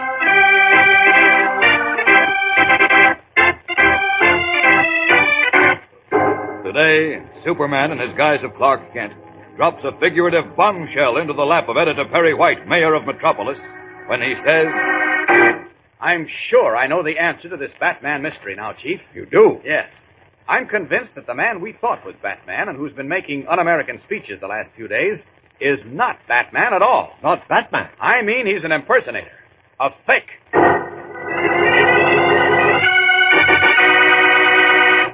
All right, gang, get set now for more Superman contest winners. You may be among these, so listen carefully. Ronald Oliver, Oakland, California. Josephine Fontanazzi of Trenton, New Jersey. Gerald Singer, Chelsea, Massachusetts. John Grieco, Norwalk, Connecticut. Richard Thies, Silver Spring, Maryland. Donald Williams, Lorton, Virginia. Patsy Cuzzy, Highbridge, Wisconsin. Richard Tomosulo, Norwalk, Connecticut. Charles Kendall, Maysville, Kentucky. Ralph Blindsteiber, Highbridge, Wisconsin. Judith Minchinello, Boston, Massachusetts. Dwayne Nils, Dubuque, Iowa. Rodney Cox, Silver Spring, Maryland. Mary Williams, Norfolk, Virginia. Dominic Capato, Brooklyn, New York. Joseph Giovanetti of Carlstadt, New Jersey. George Davison, Pittsburgh, Pennsylvania. Thomas Clements, Dubuque, Iowa. Richard Wild, Lake Stevens, Washington. Francis O'Mara, Tilton, New Hampshire. Mika Carollo, New Brunswick, New Jersey. Zelda LaFrac, San Francisco, California. Cynthia Noth of Rochester, New York. Ronald Morgan of Canton, Ohio. Thomas Spates of Dubuque, Iowa, Howard Lurie, New Haven, Connecticut, Linda Stevens, Canton, Ohio, Denny Constantine of Augusta, Maine, Larry Walker, New York City, Davy Hedges of Danbury, Connecticut, Maynard Perry, Memphis, Tennessee, Robert Winter, Minneapolis, Minnesota, Claire Fish, New Haven, Connecticut, Robert Shadle, Davenport, Iowa, Vernon Moore, Augusta, Maine, Mike Matthews, Appleton, Wisconsin, Kathy Lehman, Bridgeport, Connecticut, Janice Kolofsky of Chicago, Illinois, Mary Mossell, Passaic, New Jersey, Florence Lepke, Echo, Minnesota, Diana Steinfest, Appleton, Wisconsin, Harriet Berger, Philadelphia, Pennsylvania, Nikki Bloom, Cape May, New Jersey, Tom Murtaugh, Chicago, Illinois, Sigmund Milbrandt, Washington, D.C., Marilyn Nuttner, San Francisco, California, Stephen Ivanna, West Haven, Connecticut, Lucille DeMarino, East Boston, Massachusetts, Sarah Stewart, Coleman, Texas, and Robert Hall of Chicago, Illinois. And that's all for now. More later in the program. So keep listening.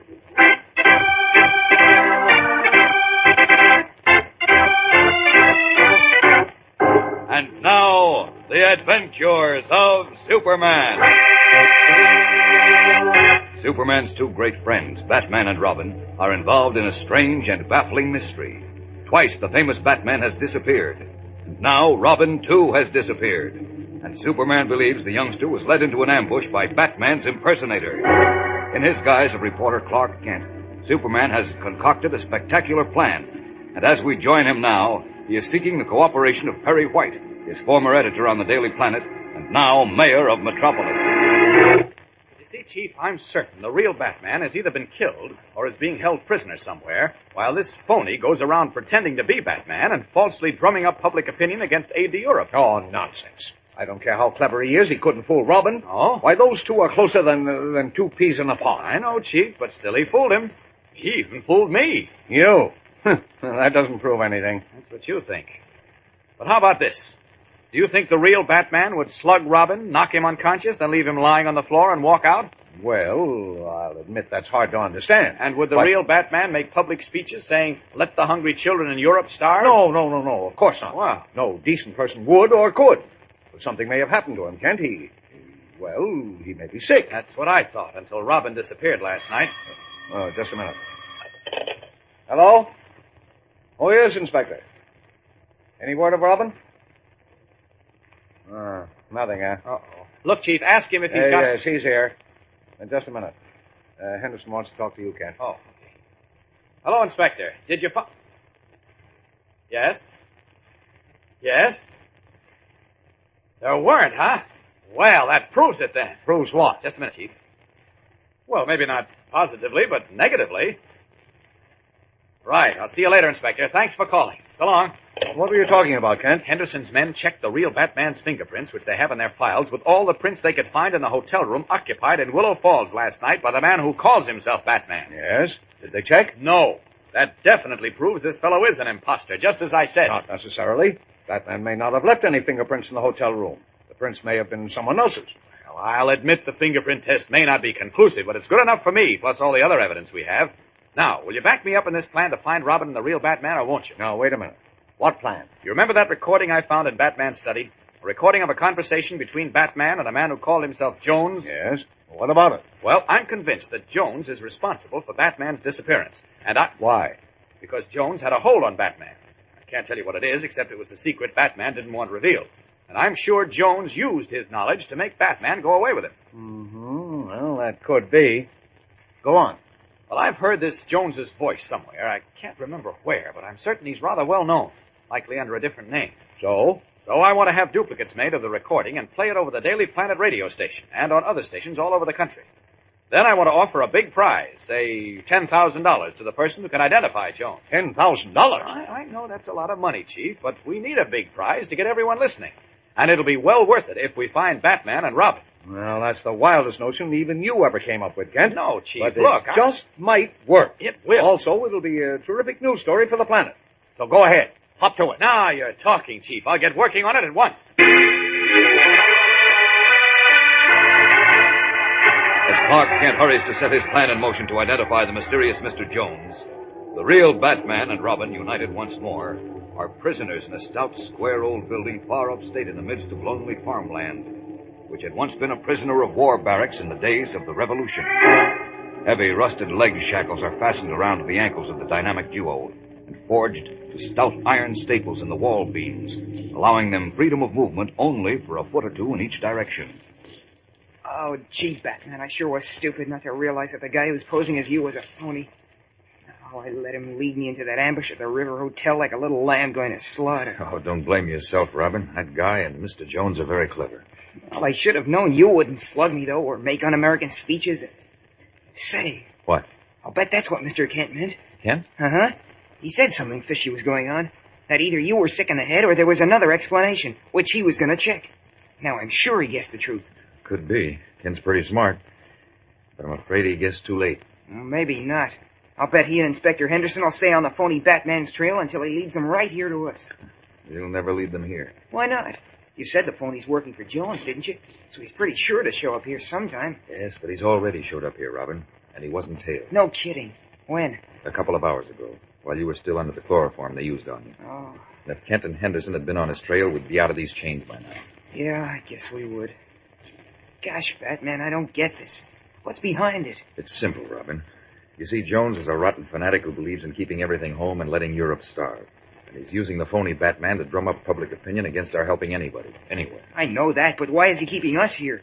What does he intend to do to us? And I think we'll find out as soon as Mr. Jones gets back. He's been away all night. I see. Look, who's the guy who calls himself Batman? Do you know? No, except that his real name is Ed. Ed what? I don't know, but he's getting scared. I heard him tell the others of the gang here he's got to see Jones at once. Wait a minute. What gives? Jones just came in. How do you know? I'd know his voice a mile away by now. Yeah, I'll bet. He's in the next room with the phony Batman. Come on. Move up close to the wall. All right. Do you think we can... Quiet. Don't breathe. Just listen hard. Maybe we can find out what Jones has on the fire for us now.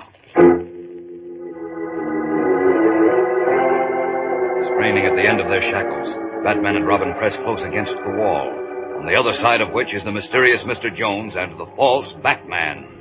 What will they hear? We'll be back in a moment to find out, so keep listening. Stand by now for more contest winners. Here they are. Joseph Nair, Whittier, California. Denny Bell, Denver, Colorado. Martin Amzell, Brooklyn, New York. Bert Unruh, San Francisco, California. Grady McCullough, Savannah, Georgia. Reza Phillips, Brooklyn, New York. George Clark, Silver Spring, Maryland. Martin Horowitz, New Brunswick, New Jersey. Charles Freeman, Bronx, New York. Robert Gilmore, Lorton, Virginia. Bill Priebus, Rochester, New York. Joan Schumacher, Cudahy, Wisconsin. Eileen Butler, Reno, Nevada. Alden Beach, Maysville, West Virginia. John Sider, New York City. Mark Duffy, Rutland, Vermont.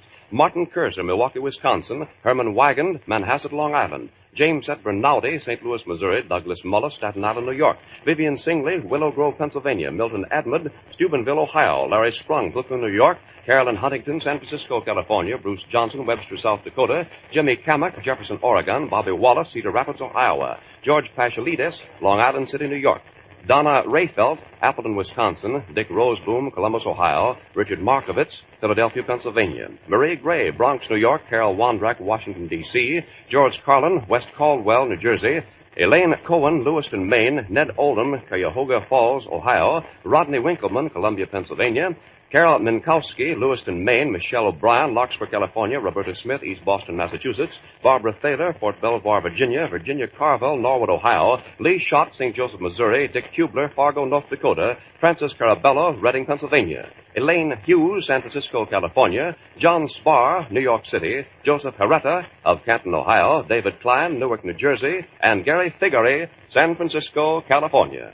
Well, that's all we have time for today, gang. If you weren't among these, you may be on tomorrow's list. So don't fail to listen.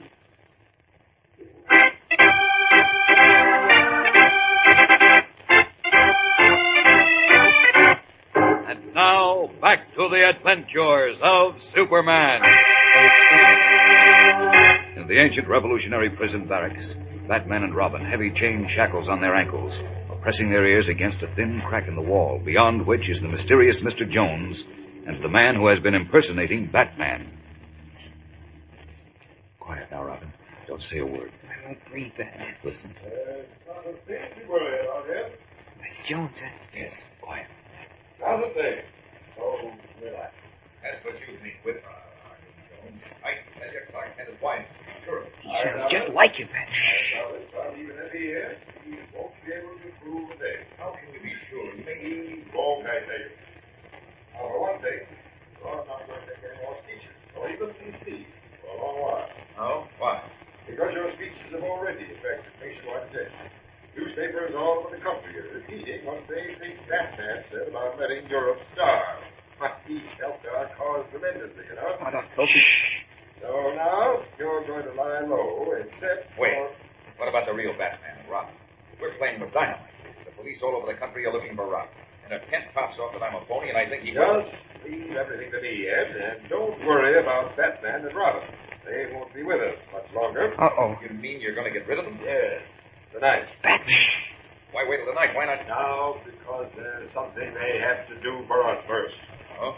What's that? Batman and Robin are going to play an ace card for our cause, Ed, and at the same time put us on Easy Street for the rest of our lives. What does he mean, Batman? I don't know, Robin.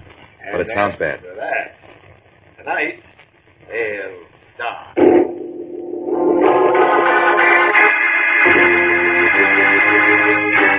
Helpless, their hearts beating hard, Batman and Robin hear themselves condemned to death.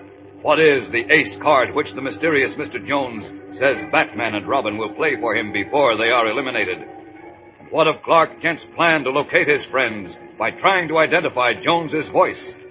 Will that bring results in the brief space of the day that remains? Tomorrow's episode is tense and exciting, fellows and girls, so be sure to listen. Tune in, same time, same station, for Chapter 7 of Batman's Great Mystery on The Adventures of Superman.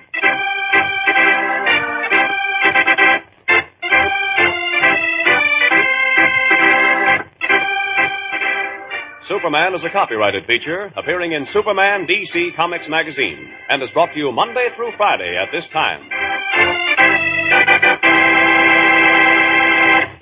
This program came from New York. Stay tuned to your mutual station for Captain Midnight, which follows in just a moment. And right after Captain Midnight, you will hear Tom Mix and his Ralston Straight Shooters. This is the Mutual Broadcasting System. Faster than a speeding bullet. More powerful than a locomotive. Able to leap tall buildings at a single bound. Look, up in the sky. It's a bird. It's a plane. It's Superman.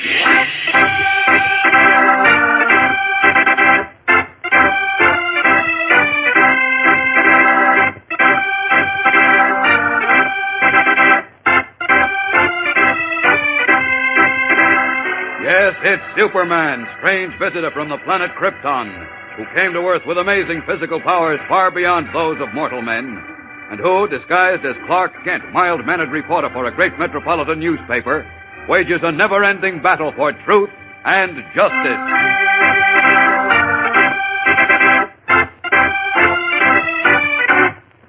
Today, with Batman and Robin still missing, Superman, in his guise of Clark Kent, answers his telephone and receives spine-tingling news. Mr. Kent, this is Frank Anders at the Metropolis Trust Company. Oh, yes, Mr. Anders. You asked me to call you if Batman came in. Yes, I did. Has he come in? Yes, he's in our bank right now. He is.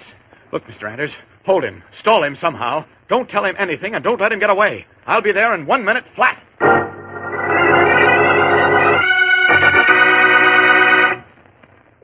All right, gang, get set now for more Superman contest winners. You may be among these, so listen carefully. Patricia Ledane, Hartsdale, New York. Bobby Sandy, North Plainfield, New Jersey. Robert Dix, Shenandoah, Pennsylvania. Robert Swidar, Elizabeth, New Jersey. Phil Sands, Port Edwards, Wisconsin. Philip Fleming, Davenport, Iowa. David Wallen, Minneapolis. Robert Katz, Staten Island, New York. Jerry McNally, Anoka, Minnesota. James Sowash, St. Louis City, Missouri. Marilyn Vanasek, Clifton, New Jersey. Ira Monahan, Chicago. Michael Christie, Atlanta, Georgia. Yvonne Neff, Brighton, Colorado. Janet White, Omaha, Nebraska. Herman Dyramos, Metuchen, New Jersey. Bill Hartz, Glenshaw, Pennsylvania. Zomira Megohest, Cambridge, Massachusetts. Roy Seymour, Brighton, Colorado. Pete Turner, Atlanta, Georgia. John Harris, Minneapolis. Frederick Christensen, Green Bay, Wisconsin. Rose Cannon, Lansford, Pennsylvania. James Miller, Brooklyn, New York. Kenneth Burrows, Great Neck, Long Island. Garland King, Washington, D.C. Sonia Odette, Jamestown, Kansas. Donald Hall, Wollaston, Massachusetts. John Eckenrode, Concord, North Carolina. Larry Powell, Mankato, Kansas. Mary Stone, St. Louis. Dawn Evans, Ringgold, Virginia. Robert Mott, Wyoming, Iowa. Gary Sigler, Norristown, Pennsylvania. Bob Lawrence, Piedmont, California. Don Allison, St. Mary, Ohio. Dorothy Pittman, Savannah, Georgia. David Shosky, Wisconsin Rapids, Wisconsin. Mary Silva, New Bedford, Massachusetts. Mitchell Lazaire, Chicago. Dickie Richardson, Bellport, New York. Bill Easterly, Nunica, Michigan. Mary Wilson, Wyoming, Iowa. George Krause, Atlanta, Georgia. Roy Crone, Quincy, Illinois. Beverly Pearson, Minneapolis. Dwayne Allstott, Omaha, Nebraska. Richard Nolway, Chicago. Gwendolyn Searles, Oregon City, Oregon. Jerry Mann, North Plainfield, New Jersey. And Richard Geisler, Stowe, Pennsylvania. That's all for now. More later in the program, so keep listening.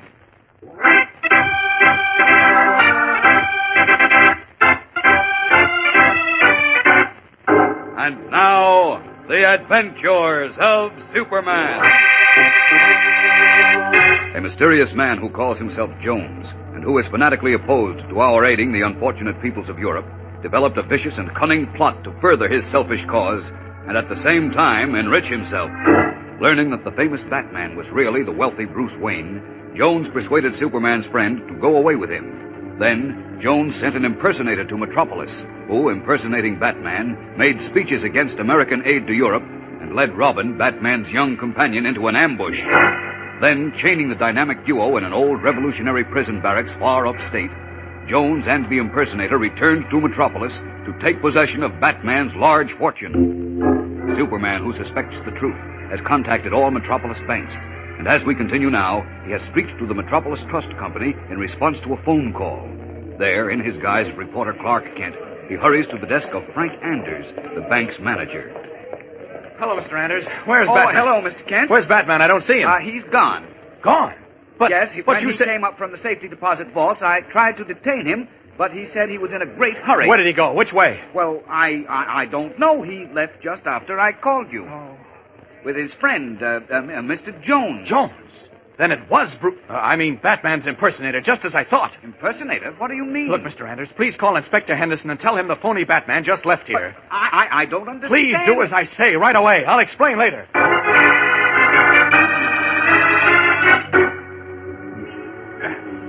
This alley is deserted, so out of these clothes, this is a job for Superman. And a tough job. Only Batman and Jones could have taken a subway or a bus or a taxi or got away in their own car. However they've gone, I must find them. There we are. All set. Up, and away!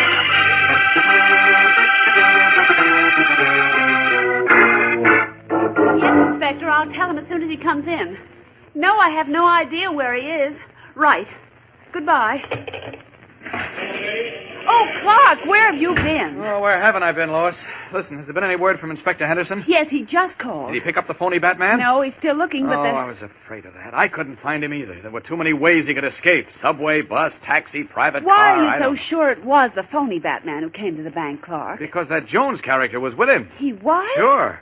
They forged Batman's signature, opened his safe deposit boxes, and took his whole fortune. Good heavens. Oh, I'm sure we'll never see the real Batman and Robbin again because Jones can't let them live now. Oh, Clark, what'll we do? I don't know, Lois. I don't know. Look, how about the recording of Jones's voice? Any luck with that? No, not yet. Oh, that's The bad. Daily Planet radio station has been broadcasting the record every hour and repeating our offer of $10,000 for anyone who can identify Jones's voice and tell us who he really is. Still no takers? No, not a single one. I've checked with the other stations all over the country who've been playing the recording, too. No soap there either. Just several false leads. Jones has been identified as a famous movie actor, a cabinet official, a general, a champion prize fighter, you know. Uh-huh. But I guess we have to expect those things. Yes, I know we do, but I was hoping somebody would identify him correctly because it's obvious from the way he works that he's no small-time operator. Lots of people must know him. But then I'm sure someone will definitely identify him soon, Clark. Well, they'd better hurry, Lois. Otherwise, I'm afraid we've seen the last of Batman and Robbin.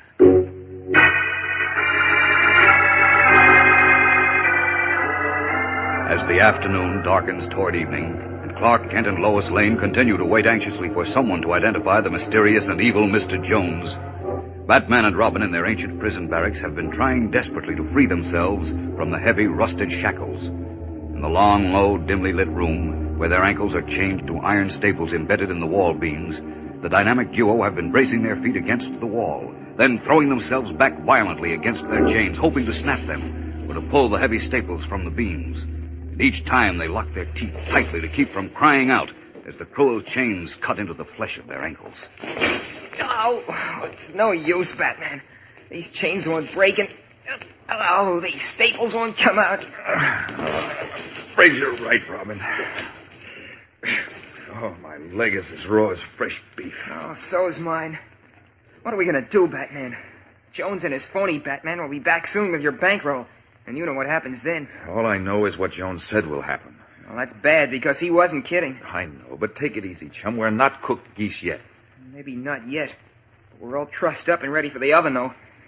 Oh, boy, I never thought we'd go out this way, chained up like a couple of dogs. Look, cut it out, will you? I said we're not finished yet. You want to bet? Well, not too much, but a small wager, maybe. Oh, stop trying to cheer me up, Pappy.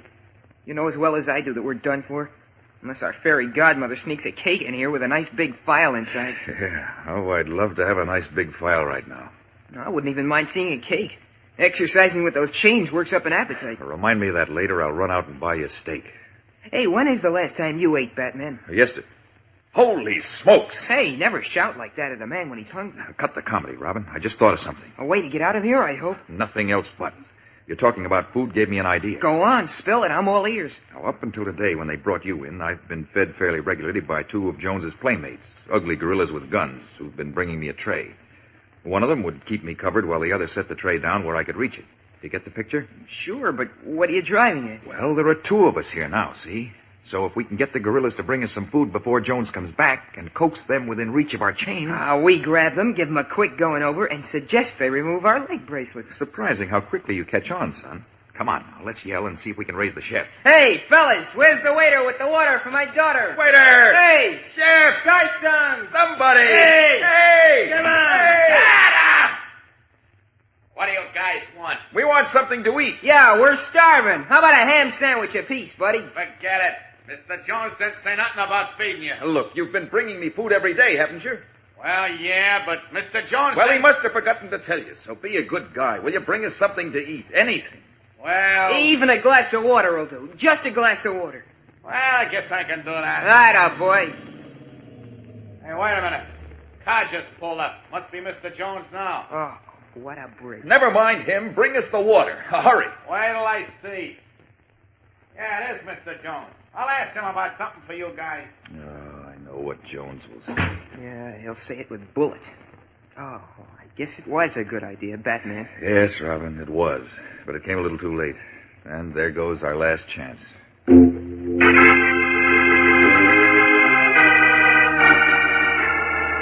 last hope gone. Batman and Robin wait for the arrival of Mr. Jones. We'll be back in a moment with the tense climax of today's episode. So keep listening. Stand by now for more contest winners. Here they are. Albert Mansley, Wilmington, Delaware. June Bishop, Fitchburg, Massachusetts. James Bristow, Topeka, Kansas. Vincent Rotondo, Trenton, New Jersey. Larry Huddleston, Atlanta, Georgia. Jack Lator, Shorewood, Wisconsin. John Picone, Beverly, Massachusetts. Jerry Cobb, Paducah, Kentucky. Valerie Anderson, Monroe, New York. Mickey Catalano, Chicago. Billy Harrison, Camden, Arkansas.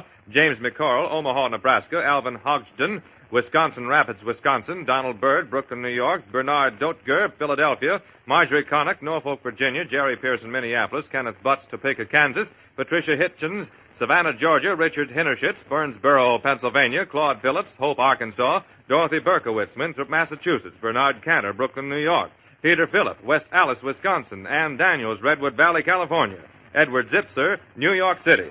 Grace Ura, Brighton, Colorado. Marianne Giuliano, Chicago. Richard Green, Miami, Florida. Arlene Quicklinski, Milwaukee, Wisconsin. Herbie Cowan, Conyers, Georgia. Daniel Sullivan, Nutley, New Jersey. David Myers, Glenshaw, Pennsylvania. Robert Nuttleman, New York City. Eddie Harmon, Norfolk, Virginia. Tony Tomasula, Norwalk, Connecticut. Gus Brown, New York City. Donna Sparko, Leavenworth, Kansas. Walter Bora, Muskogee, Wisconsin. Stella Rubenstein, Philadelphia. Barbara Ken, Anoka, Minnesota. Robert Hanson, Omaha, Nebraska. Philip Unty, West Allis, Wisconsin. Alan Apter, Philadelphia. Robert Stewart, Wakefield, Rhode Island. Mary Ann Talanian, Jamaica Plain, Massachusetts. Ronald Larson, Minneapolis. Doris Fritzinger, Walnut Fort, Pennsylvania. Gregory Rhodes, Bridgeport, West Virginia. Louis Moroney, Huntington, Long Island. And Paul Gerkovich, Walnut, Pennsylvania. That's all we have time for today, gang. If you weren't among these, you may be on tomorrow's list, so don't fail to listen.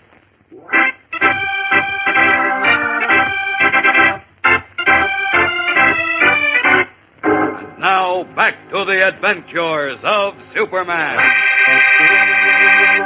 As Batman and Robin in the prison barracks upstate see Mr. Jones enter the room in which they are chained, Lois Lane in Metropolis has just rushed into Clark Kent's office in the Daily Planet. Clark! Oh, Clark, hurry! What's the matter, Lois? What's up? They just called down from our radio station to say that a man showed up there who says he knows who Mr. Jones is. No kidding. Yes, he's upstairs now waiting for us. Hurry, Clark. He may really know. Out of my way, Lois. I'm practically up there now. Racing past Lois Lane like an arrow shot from a bow, Clark Kent sprints through the city room into the corridor and then, out of sight, leaves his feet and zooms up the 8 flights of steps to the Planet radio studio in one great bound, as only Superman can.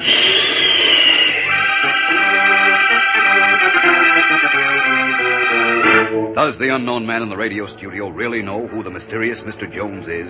Or is this another false lead?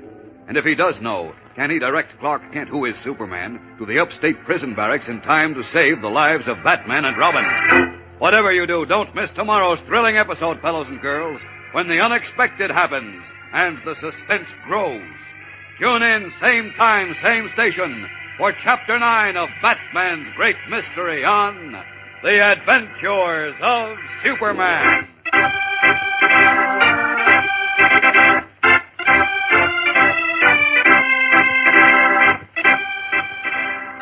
Superman is a copyrighted feature appearing in Superman DC Comics magazine and is brought to you Monday through Friday at this same time.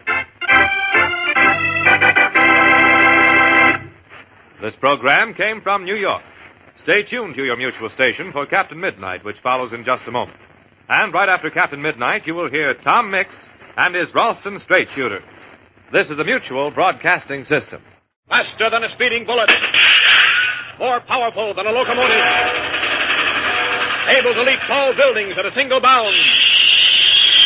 Look, up in the sky. It's a bird. It's a plane! It's Superman!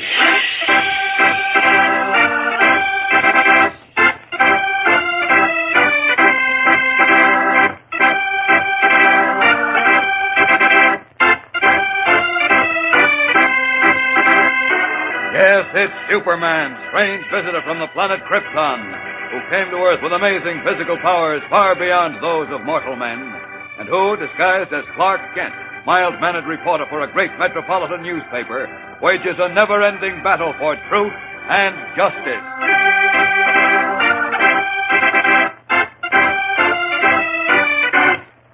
Today, with Superman unaware of their predicament, Mr. Jones points a gun at Batman and Robin, who are chained to the wall in an ancient prison barracks.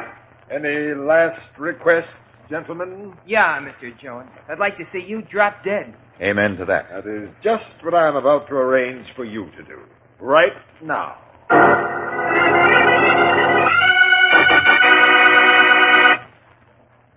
All right, gang, get set now for more Superman contest winners. You may be among these, so listen carefully. Jimmy Peabody, Springfield, Missouri. Alan Weizenfeld, Chicago. Larry Nanosmith, Wellman, Iowa. Janet Christensen, Saratoga Springs, New York. Gwen Johnson, Haverford, Pennsylvania. Robert Orr, Manchester, Connecticut. Robert Maxon, Kendall, New York. Daniel Gilmore, Acushnet, Massachusetts.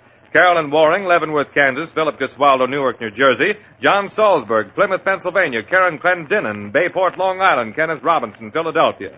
James Williams, Van Buren, Arkansas. Annie Ludemilk, Toccoa, Georgia. Charles Self, Ponca City, Oklahoma. Grace Schrammick, Berwyn, Illinois. Marlene Boyd, Norfolk, Virginia. Lanil Cunningham, Pendleton, Oregon.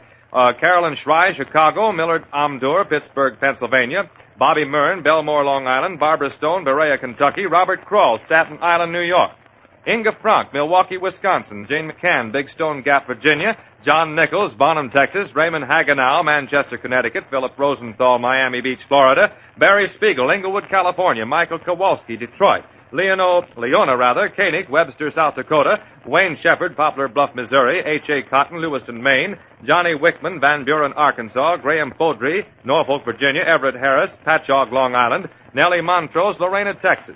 Eddie Fage, Kew Garden, New York. Nancy Jean Ellis, Memphis, Tennessee. Beverly Kujawa, Oshkosh, Wisconsin. Gail Biddle, Cincinnati, Ohio. Tom Gifford, Dubuque, Iowa. Ruth Johnson, Augusta, Maine. Arlene Cohen, Dorchester, Massachusetts. Bill Carson, Appomattox, Virginia. Eugene Steinhardt, Brooklyn, New York. Toby Stein, Chicago. Donald Williams, West Reading, Pennsylvania. And Kenneth Vetter, Omaha, Nebraska. That's all for now. More later in the program, so be sure to keep listening.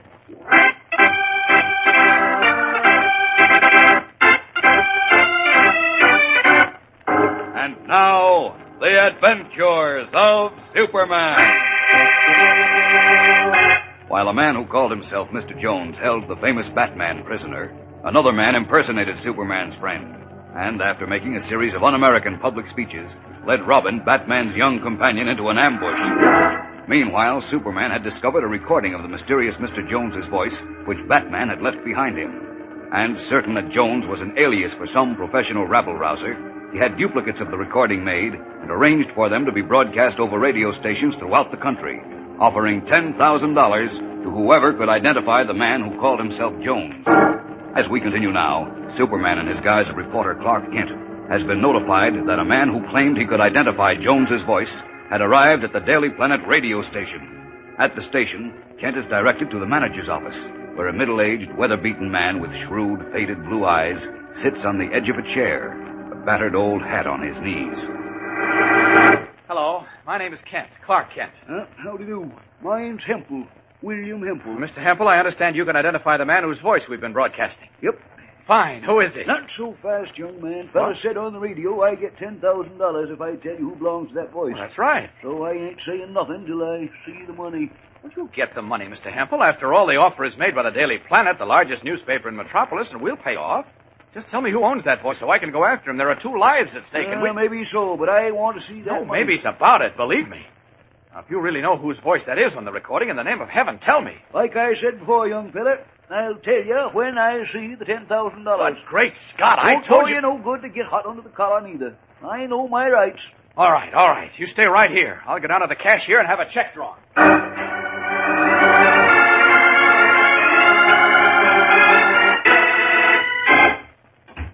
Okay, Mr. Hempel, here's the check. Drawn to your order. Fine. Let's have it. No. I'll hold it if you don't mind until you've identified the voice, if you can. I can. Fella owns that voice is Mort Beeler. Now give me the check. Just a minute. Who's Mort Beeler? Fella rides round out in the country making speeches again what he calls foreigners and saying for us not to send no help to the starving folks in Europe. Great Scott, I think you've hit it. That's the man I heard once way up in Maine. Yes, now I recall it is his voice on the recording. Sure it is. Give me my check. Here you are, Mr. Hempel. Much obliged. Easiest money I ever made in my life. Wait a minute. Tell me, do you know where this Mort Beeler is now? Didn't say on the radio. I had to say that. No, you don't, but I've got to find this man quickly because he's holding a man and a boy prisoners. As a matter of fact, it may already be too late to save their lives. Is that a fact? Yes. And if you can help me find this Beeler quickly... Say, maybe I can at that. You do know where he is? I don't know for sure. But this Beeler, he's got some kind of society. Yes? Calls it, No Help for Europe, or nothing for foreigners.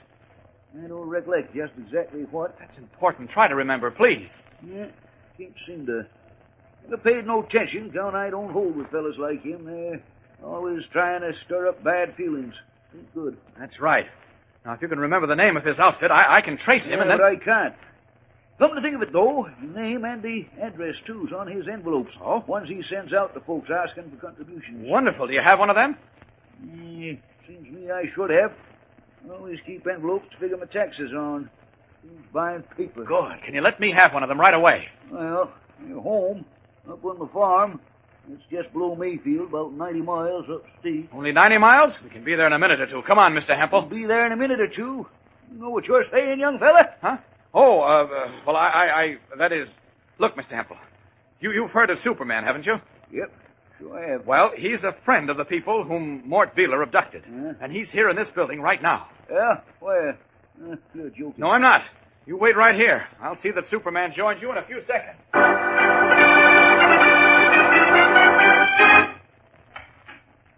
Hello, Mr. Hempel. Who be you? I'm Superman. You ready for a quick trip up to your farm? Right. You really Superman? I certainly am. Just open this window. Well, I'll be. There we are. Now, up with you, Mr. Hempel. Wait. Put me down. What you aiming to do? Give you the ride of your life, old-timer. Now, don't be frightened. Up, and away!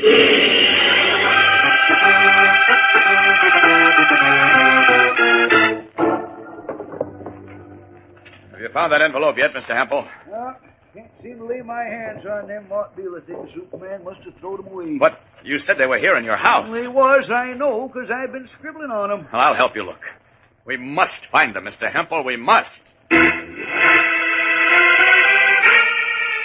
As Superman and Farmer Hempel search for the envelopes bearing Mort Beeler's address, Beeler himself, in his alias of Mr. Jones, stands in the ancient prison block where Batman and Robin are chained by leg shackles to the wall. Pointing a revolver at them, he smiles sardonically. Once again, gentlemen, I'll ask you any last requests. Yes, Jones, I have. Really? What is it, Batman? I'd like a last cigarette. Cigarette? Since when do you smoke, Batman? Well, I don't much, but, well, in a tight spot, I sort of like a cigarette. You do, eh? Well, I don't know. Now, look, Jones, you took my name, my fortune, and now you're going to take my life. The last cigarette isn't too much to ask in return, is it? Under the circumstances, yes, I think you are entitled to a last cigarette. Thanks. Would you give me one, please? I have none because I only smoke cigars, but I know some of the boys have cigarettes. I'll send one in, and I'll give you 10 minutes to enjoy it.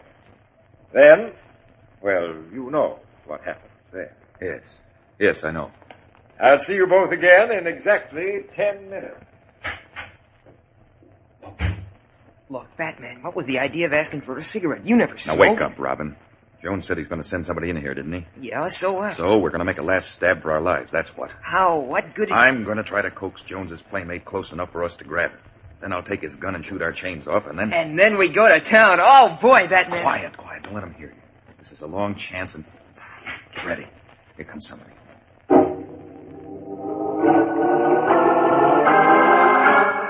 Straining tensely against their chains, Batman and Robin stare toward the door at the end of the long, low room, through which a burly man is advancing. What will happen? We'll be back in a moment for the tense climax of today's episode, so keep listening. Stand by now for more contest winners. Here they are. Janet May, Fort Leavenworth, Kansas. Lawrence Levitt, New York City. Leroy Schleiger, Berthoud, Colorado. Donald Fowler, Atlanta, Georgia. Charles Carter, Independence, Missouri. Jerry Kafka, New Brighton, Minnesota. John Gaynor, Delmar, New York. David Pollitt, New Canaan, Connecticut. Martha Pierce, St. Helena, California. Todd Cameron, New York City. Lily Ackright, Battlesville, Oklahoma. Ian Bakestraw, Concordville, Pennsylvania. James Bengal, Parsonburg, Maryland. John Mudge, Casper, Wyoming. John Lotzko, Bridgeport, Connecticut. Nancy Chambers, Kenneman, Pennsylvania. Phil Koblenz, Vienna, Virginia. Arlene Cott, Danbury, Connecticut. Raymond Mandarelli, Providence, Rhode Island. S. Edwards, Riverdale, Maryland. Joan Porter, Sherman, Texas. Don Fullerton, Valley Springs, Arkansas. Carol Zimring, Philadelphia. William Early, Rockville, Indiana. Hope Rogers, Chicago. Billy Mitchell, Skippers, Virginia. Joseph Lohr, Hannibal, Missouri. Carol Baker, Shoshonish, Washington. Leanne Buckner, San Diego, California. Cheryl Bartnick, Prairie du Sac, Wisconsin. Sharon Barth, Canby, Oregon. Patricia McDermott, La Mesa, California. Betty Greenfield, Bronx, New York. Jerry Patterson, Wheaton, Illinois. Homer Irwin, Sudburn, Oregon. Shirley Miller, Iron Mountain, Michigan. Al Woodbroska, Aberdeen, South Dakota. James Malin, State Center, Iowa. Nancy Russell, Oklahoma City. Jackie Thompson, Tucumcari, New Mexico. Bobby Case, Jackson, Mississippi. Philip Haberman, Brooklyn, New York. Mary Davis, Mellon, Wisconsin. Philip Tolman, Wilmington, Delaware. John Givens, Laredo, Texas. Rusty Tillman, St. Paul, Minnesota. Roger Conley, Lynbrook, New York. Rose Dominguez, Bayonne, New Jersey. Sandra Rotmer, Providence, Rhode Island. And Bob Shosher, Brighton, Colorado. And that, gang, winds up the Superman Hidden Word Contest. To the 1,000 of you who won, our heartiest congratulations. To those of you who didn't, our best wishes for better luck next time. To all of you who entered the contest, our very sincere thanks.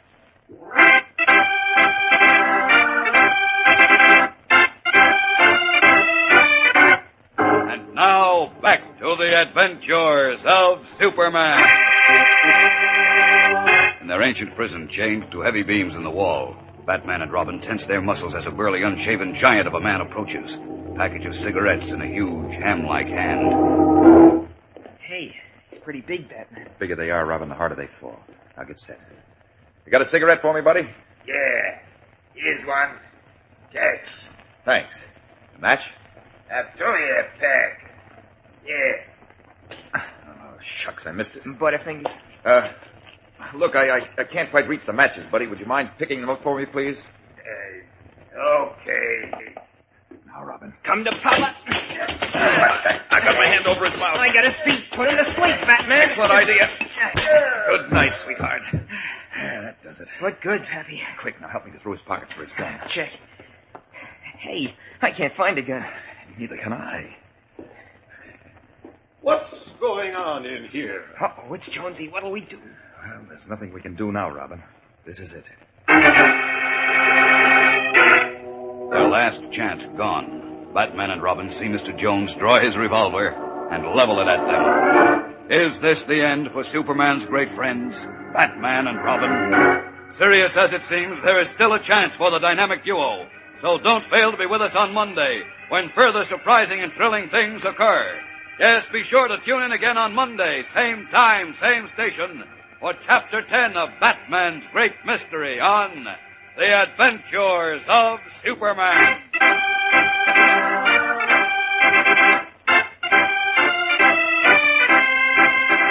Superman is a copyrighted feature appearing in Superman DC Comics magazine and is brought to you Monday through Friday at this same time. This program came from New York. Stay tuned to your mutual station for Captain Midnight, which follows in just a moment. And right after Captain Midnight, you will hear Tom Mix and his Ralston Straight Shooters. This is a mutual broadcasting system. Faster than a speeding bullet. More powerful than a locomotive. Able to leap tall buildings at a single bound. Look, up in the sky. It's a bird. It's a plane. It's Superman.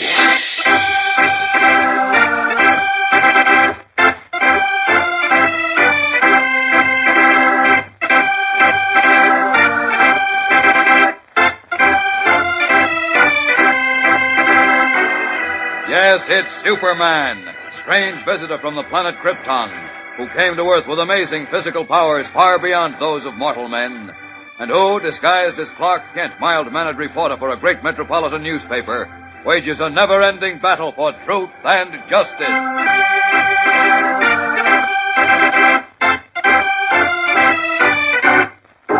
Today, as Superman is still searching for them, Batman and Robin, having made a final, desperate bid for freedom and failed, can only stand by helplessly as the evil Mr. Jones approaches, gun in hand, to make good his threat.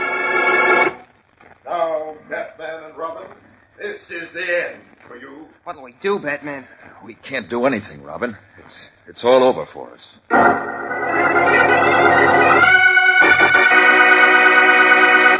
Well, gang, the Superman Hidden Word Contest is now a thing of the past, but its memory lingers on, particularly in the minds of the judges and the rest of us who helped wade through the veritable mountain of entries that poured in. And that, as I no doubt mentioned before, was a gargantuan job that compares favorably with the task performed by Hercules. However, don't get the impression that we're complaining. On the contrary, we're very happy about the whole thing. And we're pleased beyond words at your gratifying response. We're proud, yes, very proud, that so many of you played the game with us and thought enough of it to enter the contest.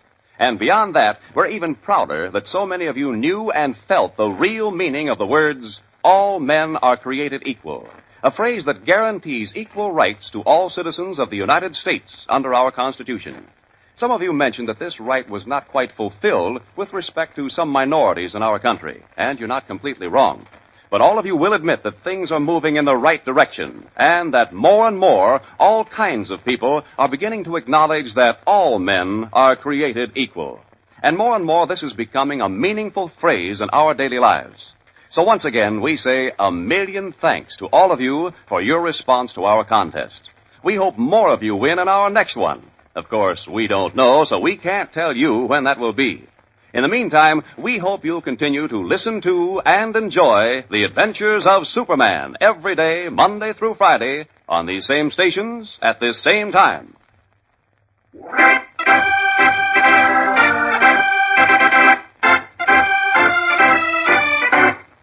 And now, the adventures of Superman. Having learned that the famous Batman and the wealthy Bruce Wayne were one and the same person, a mysterious man who called himself Mr. Jones persuaded Batman to go away with him under the threat of revealing his secret. Then, holding Batman prisoner, Jones sent a man who looked very much like Batman and who had been trained to impersonate him to Metropolis, where he made un-American speeches and led Robbin, Batman's young companion, into an ambush. While Superman was trying to locate Jones, who he had learned was really a rabble-rouser named Mort Beeler, Batman and Robin, chained to the wall in an old revolutionary barracks, knocked out a henchman of Jones's who ventured too near and searched him, hoping to find a gun with which they could free themselves from their chains. But the man was without a gun. Their last hope gone, the dynamic duo could only stand by helplessly as Jones entered the long, dimly lit room. And Jones did have a revolver. What are you two up to, eh? Don't mind us, Jonesy. We're just playing patty cake with your gorilla. Really? And you won't play any more games, because I'm going to take care of you both right Quick, now. Robbin. Drop to the floor behind Jones' pal. Get Batman. Leave this to Hey, me. what are you two up to now? Drop your gun, Jones. I've got you covered. Holy smoke. What? Don't make me laugh, Batman. This is no joke. I've got your gorilla's gun. What a bluff. What? You heard me, Jones. Now drop your gun or I'll shoot. Help! Ed, Sheriff! Stop, Jones. Stop or I'll shoot. He's gone, Batman. He fell for the old shell game. Sure, he's yellow. I never knew a rabble-rouser that wasn't. What do you think he'll do now? He'll probably come back with reinforcements. Oh, here it comes. Stand back. The first guy who pokes his head in here gets a bullet in his head. See that, Robbin? Yeah, they duck back like rats in their holes. Well, now what, Batman? We won't be able to fool them forever. Yeah, I know. Up on your feet, chum.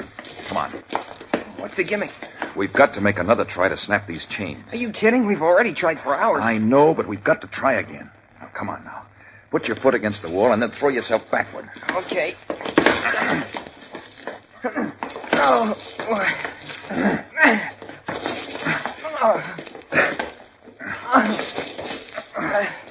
Oh, it's no use, Batman. They won't break. No, I guess you're right, Robbin. We're not getting anyplace. I wonder what friend Jonesy is up to now. Oh, something rotten. You can bet your bottom dollar on that. Hey, wait. What's that? What? Do you smell smoke?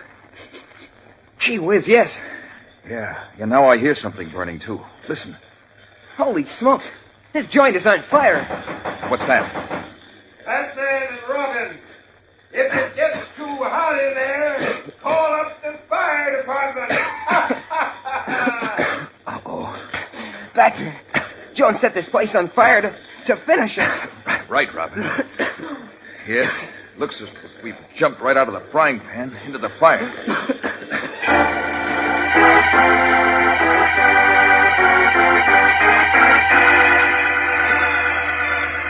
Coughing as the smoke begins to swirl through the long, low room, Batman and Robbin realize that their final desperate ruse has now also ended in failure.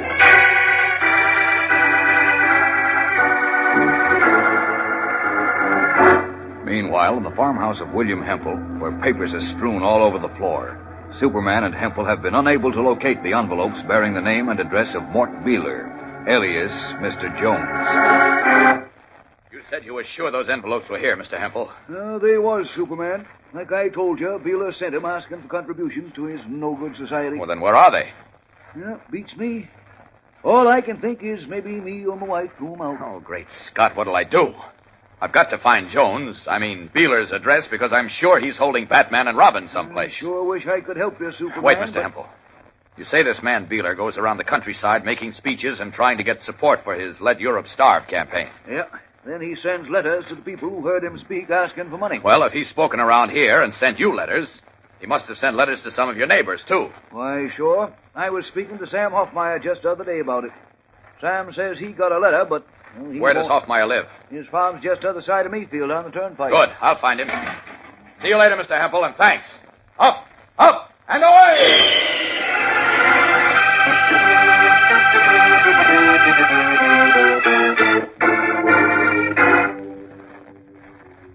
Mr. Hempel says you got a letter from this man, Mort Beeler, too, Mr. Hoffmeyer, asking you to contribute to his un-American campaign.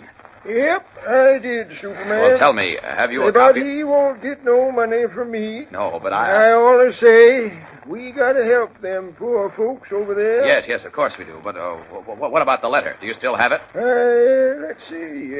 I reckon so. Well, will you show it to me, please? It'll give me Beeler's address, and Yeah, then I can... hold on. Seems to me I seen it over here in the fruit bowl. Oh? Well, usually we keep all letters and papers and such in here. Well, is it there? Nope, don't seem to be here now. Oh, now how will I find Beeler? Wait a minute. I kind of recollect taking it upstairs to Sari the other day. Sarah? Yeah, that's my wife. She's been ailing some, so I took her up whatever letters and papers was around for her to pass the time. Yes. Will you please see if the letter is upstairs, Mr. Hoffmeyer? Yep, go right up now. You just wait here. I will, but hurry, please. Every second counts.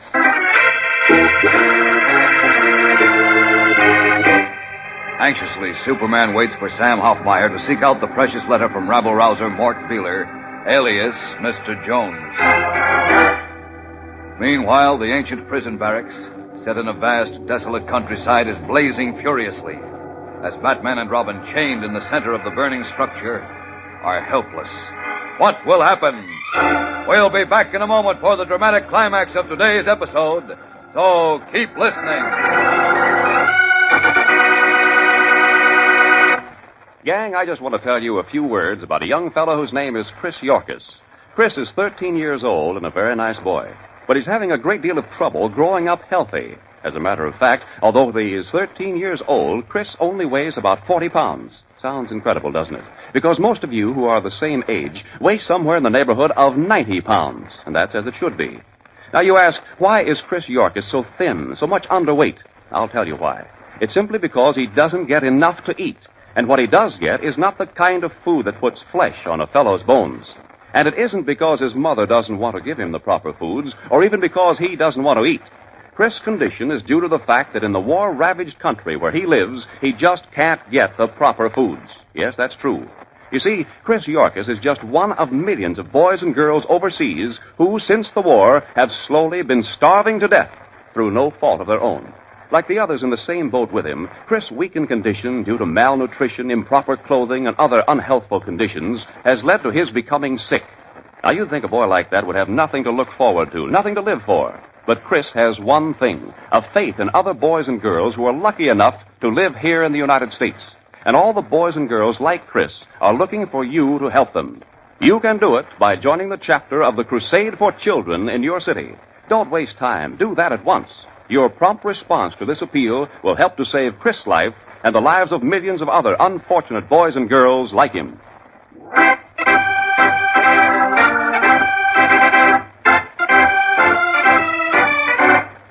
And now, back to the adventures of Superman. In a desolate countryside, the twilight sky for miles around is illuminated by the glare of a raging fire that is making an inferno of the ancient prison barracks, which dates back to the time of the Revolution.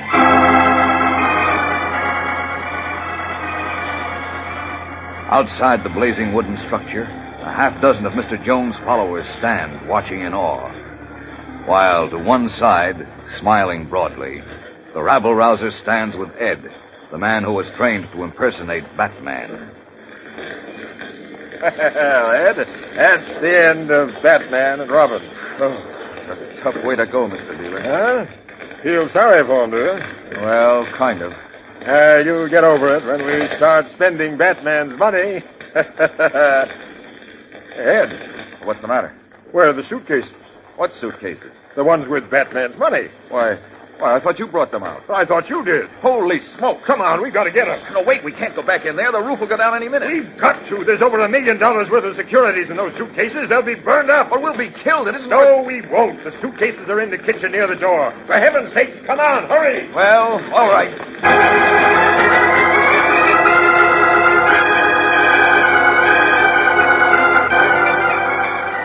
As Jones and Batman's impersonator rush into the rear of the blazing barracks, risking their lives to rescue their stolen loot, there is a rending crash, and the roof above them crashes down upon them.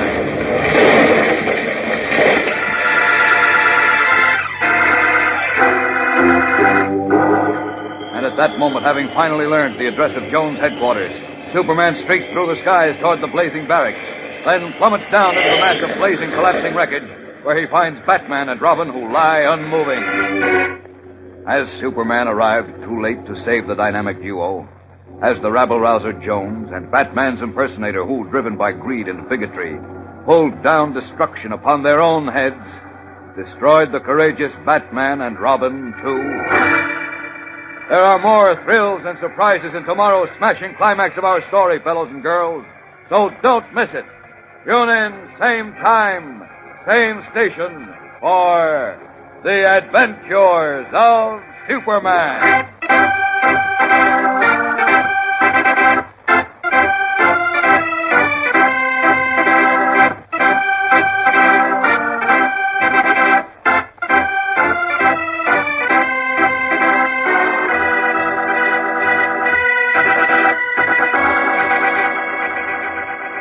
Superman is a copyrighted feature appearing in Superman DC Comics magazine and is brought to you Monday through Friday at this same time.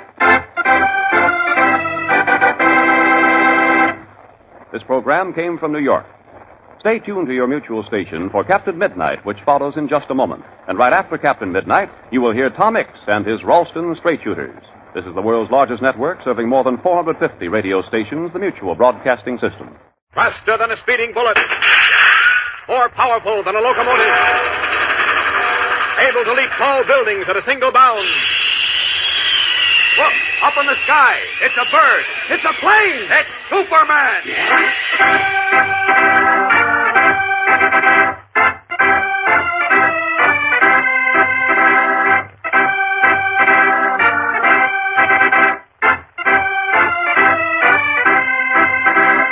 Yes, it's Superman, strange visitor from the planet Krypton, who came to Earth with amazing physical powers far beyond those of mortal men, and who, disguised as Clark Kent, mild-mannered reporter for a great metropolitan newspaper, wages a never-ending battle for truth and justice.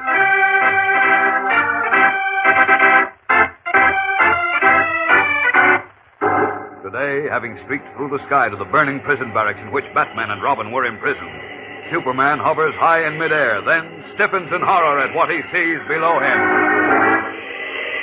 Great Scott. I'm afraid I'm too late to save Batman and Robin. But I must try. Down to them. Down!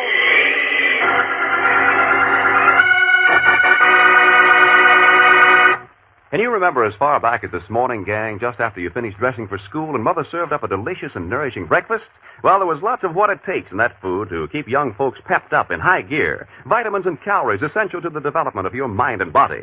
Now, do you recall that long about lunchtime you felt the driving need for more of the same? Well, that was because you had used up all the energy contained in your breakfast. You needed more, and Mother saw to it that you got it.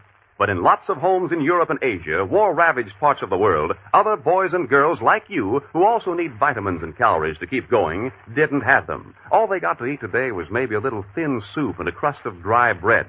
And it wasn't because their mothers didn't recognize their need and want to fulfill it. It was because that's all there was in the house. Now, how far do you think you could go on food like that? How much running and playing and schoolwork do you think you could accomplish with so little nourishment? Not much, believe me.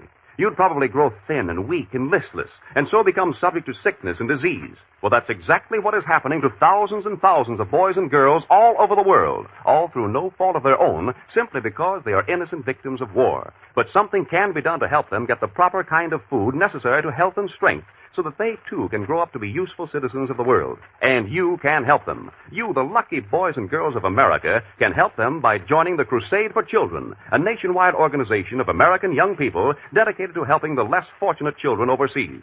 Later, I'll tell you more about this wonderful opportunity you have to do something helpful. So stay with us.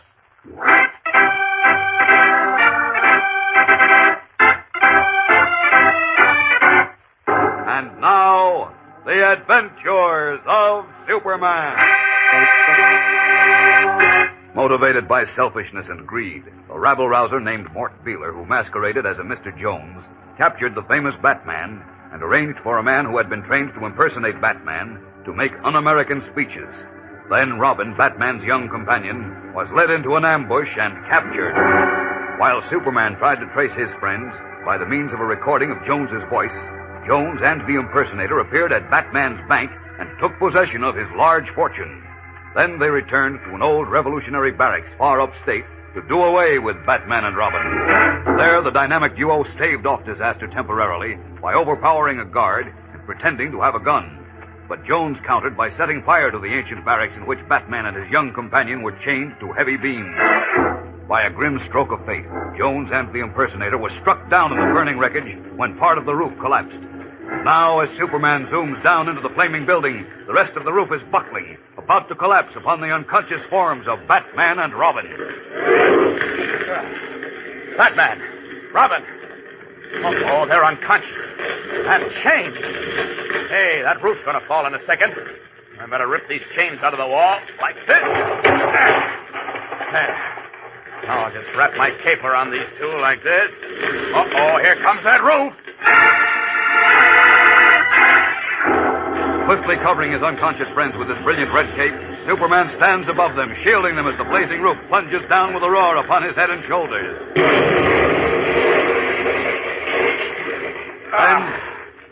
Now, up, up, and away!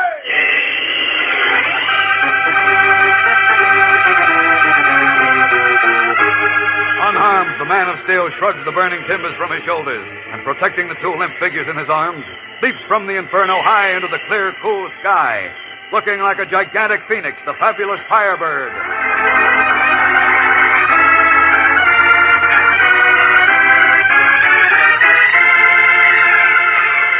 Then, surveying the awesome scene below for an instant, Superman veers and streaks away to the south, bound for Metropolis. Away!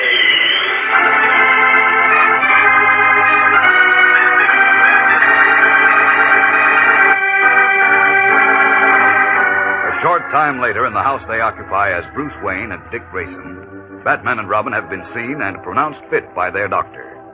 Now, after showers and a change into fresh clothes, they're in their kitchen with Superman, who has resumed his guise of Clark Kent. Bruce is making a third round of sandwiches, and Dick is pouring a second bottle of milk. Say, this is good eating. I must have been hungry. Well, good. I'll fix some more sandwiches. Oh, don't make any more for me, Bruce. I'm full. Keep working, Bruce. I'll eat Mr. Kent's share. Okay, Dick. If you can take it, I can dish it up. You keep dishing, Chum, and I'll keep taking. Where do you put it all, Dick? Oh, I'm a growing boy, didn't you know? Or maybe the fire gave me an appetite. Oh, don't remind me of that. For once, I really thought we were done for. Well, me too. And we would have been if not for Superman. Hey, that reminds me. I didn't thank you, Clark. Oh, forget it, Bruce. Huh? What are you thanking him for? Why, because Well, that's a fine question to ask, Dick. Didn't Clark find and identify that recording of Jones's voice I left behind? Oh, that's right. And then he turned over the info to Superman, huh? Oh, that's about right, huh? Hey, Clark? Yeah, something like that. Something like that's good. And what are you two laughing about? Who, me? Yes, you. There's something going on that I don't know about. Now, what gives? Well, maybe we'll tell you sometime. Yes, maybe. Oh, come on, tell me now. No can do, sonny boy, so forget it. Now Maybe I can guess. Don't bother, Dick. Forget it, I said. Oh, look, Clark. Jones, Mort Beeler, and my impersonator are really done for, aren't they? Yep. They'll never pull another rascally trick in this world, Bruce. Well, I hate to say it, but they had it coming to them. They sure did. They weren't only thieves and murderers, but rabble-rousers who tried to turn people against each other, which is worse. Yes, they were the worst kind of rabble-rousers, Dick. You know, Jones had a printing press in that old prison barracks in which he used to print anti-racial pamphlets to mail out all over the country. No kidding. Sure. Yeah, he was a nice guy, all right. Say, that reminds me. Anybody get a newspaper? Why? I want to look at the want ads. With all our money burned up in the fire, we'll have to get jobs. You and Bruce have jobs, Dick. Your job is to bat against crooks and rabble-rousers. Oh, we do that for free and for fun. And I'm spoiled. I like to eat 3 square meals a day. Oh, what I've seen this evening, you like to eat 4 or 5. Well, don't worry, Dick. You'll keep on eating.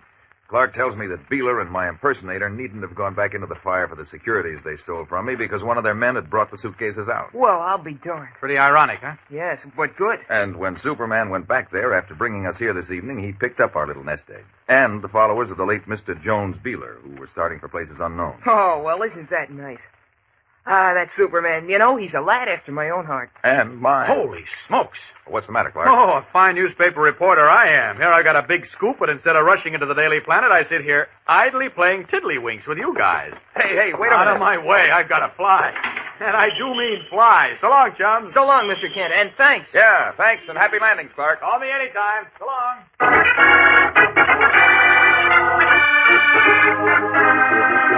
Hurrying from Batman and Robin's house, Clark Kent pauses in the shadows to resume his true identity of Superman. Then, up, and away!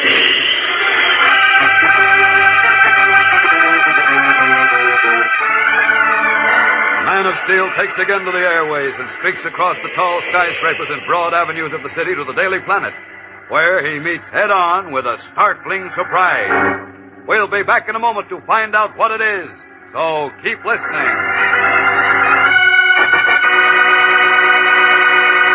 Gang, let me tell you once again that the biggest job you, the boys and girls of America, can do today is to lend a helping hand to the less fortunate children of Europe and Asia, those innocent victims of the last war who haven't enough to eat. Helping those poor young people gives you an opportunity to do something that is really worthwhile, something that will make you feel proud. Believe it or not, there are 230 million of those hungry children all over the world who look to you, the lucky boys and girls of America, for a helping hand. They're counting on you. Their faith in you is their only hope for a healthy future. Don't let them down. They'll pay you back for acts of kindness all their lives with understanding friendship, the kind of friendship that leads to world peace, and that is very important. How can you help? By joining the Crusade for Children in your city. Members of the Crusade for Children canvass their neighborhoods for contributions. They give plays and parties to raise money and raise additional funds through the sale of cookies and candies, which they make themselves. They do lots of other things, too. All sorts of things that will bring in money, which is then used to purchase healthful, nourishing foods to be sent starving children overseas. It's real good, helpful work. And it's loads of fun, too. So don't waste any more time. Join the Crusade for Children tomorrow. Find out from local service agencies if there's a chapter of Crusade for Children in your city. If there isn't one, do something about it. Get your teacher or a social service worker to help you organize a chapter. Get your parents to give you a hand, and ask your friends to join you in this very worthwhile activity. Remember what I said before. There are 230 million starving children in Europe and Asia who are counting on you to help them grow up strong and healthy with proper foods. Don't let them down.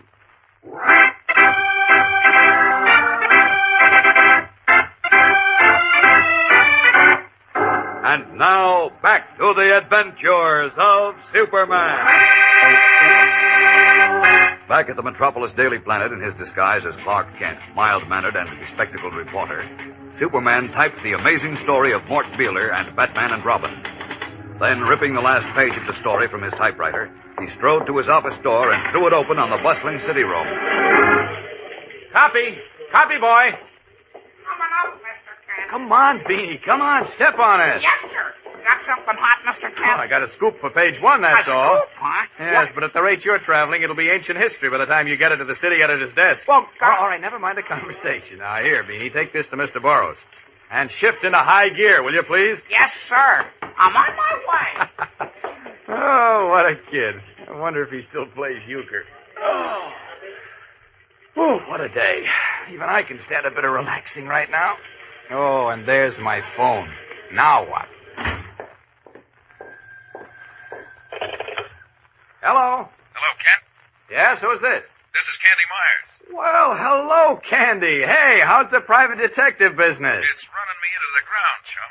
Oh. I need your help, but bad. Oh, now look, what would a super sleuth need me for? Now, please, Kent, don't make with a quiz game. Why, what's the matter? I wouldn't be calling you all the way from England just for a gag.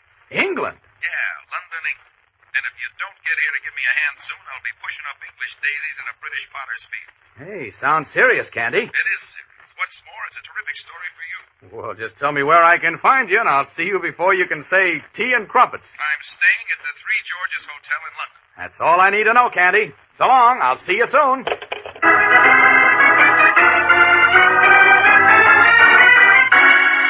Replacing the phone, Clark Kent leaps across his office and turns the lock in his door, then strips off his business suit and spectacles, and is revealed once more in the skin-tight blue costume and crimson cape of Superman. Up, up, and away!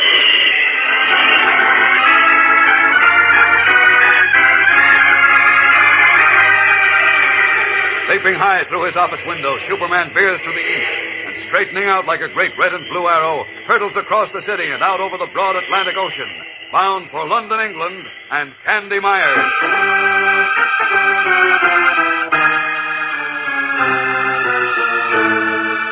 What is the terrific story in which Superman's private detective friend is involved, and in which he requires Superman's help?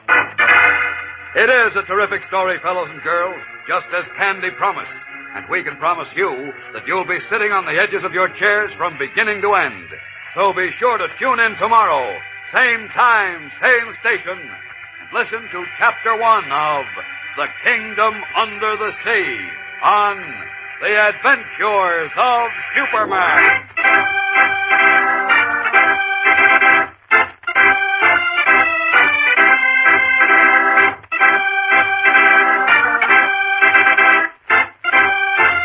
Superman is a copyrighted feature appearing in Superman DC Comics magazine and is brought to you Monday through Friday at this same time.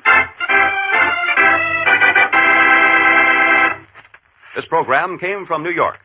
Stay tuned to your mutual station for Captain Midnight, which follows in just a moment. And right after Captain Midnight, you will hear Tom Mix and his Ralston Straight Shooters. This is the Mutual Broadcasting System.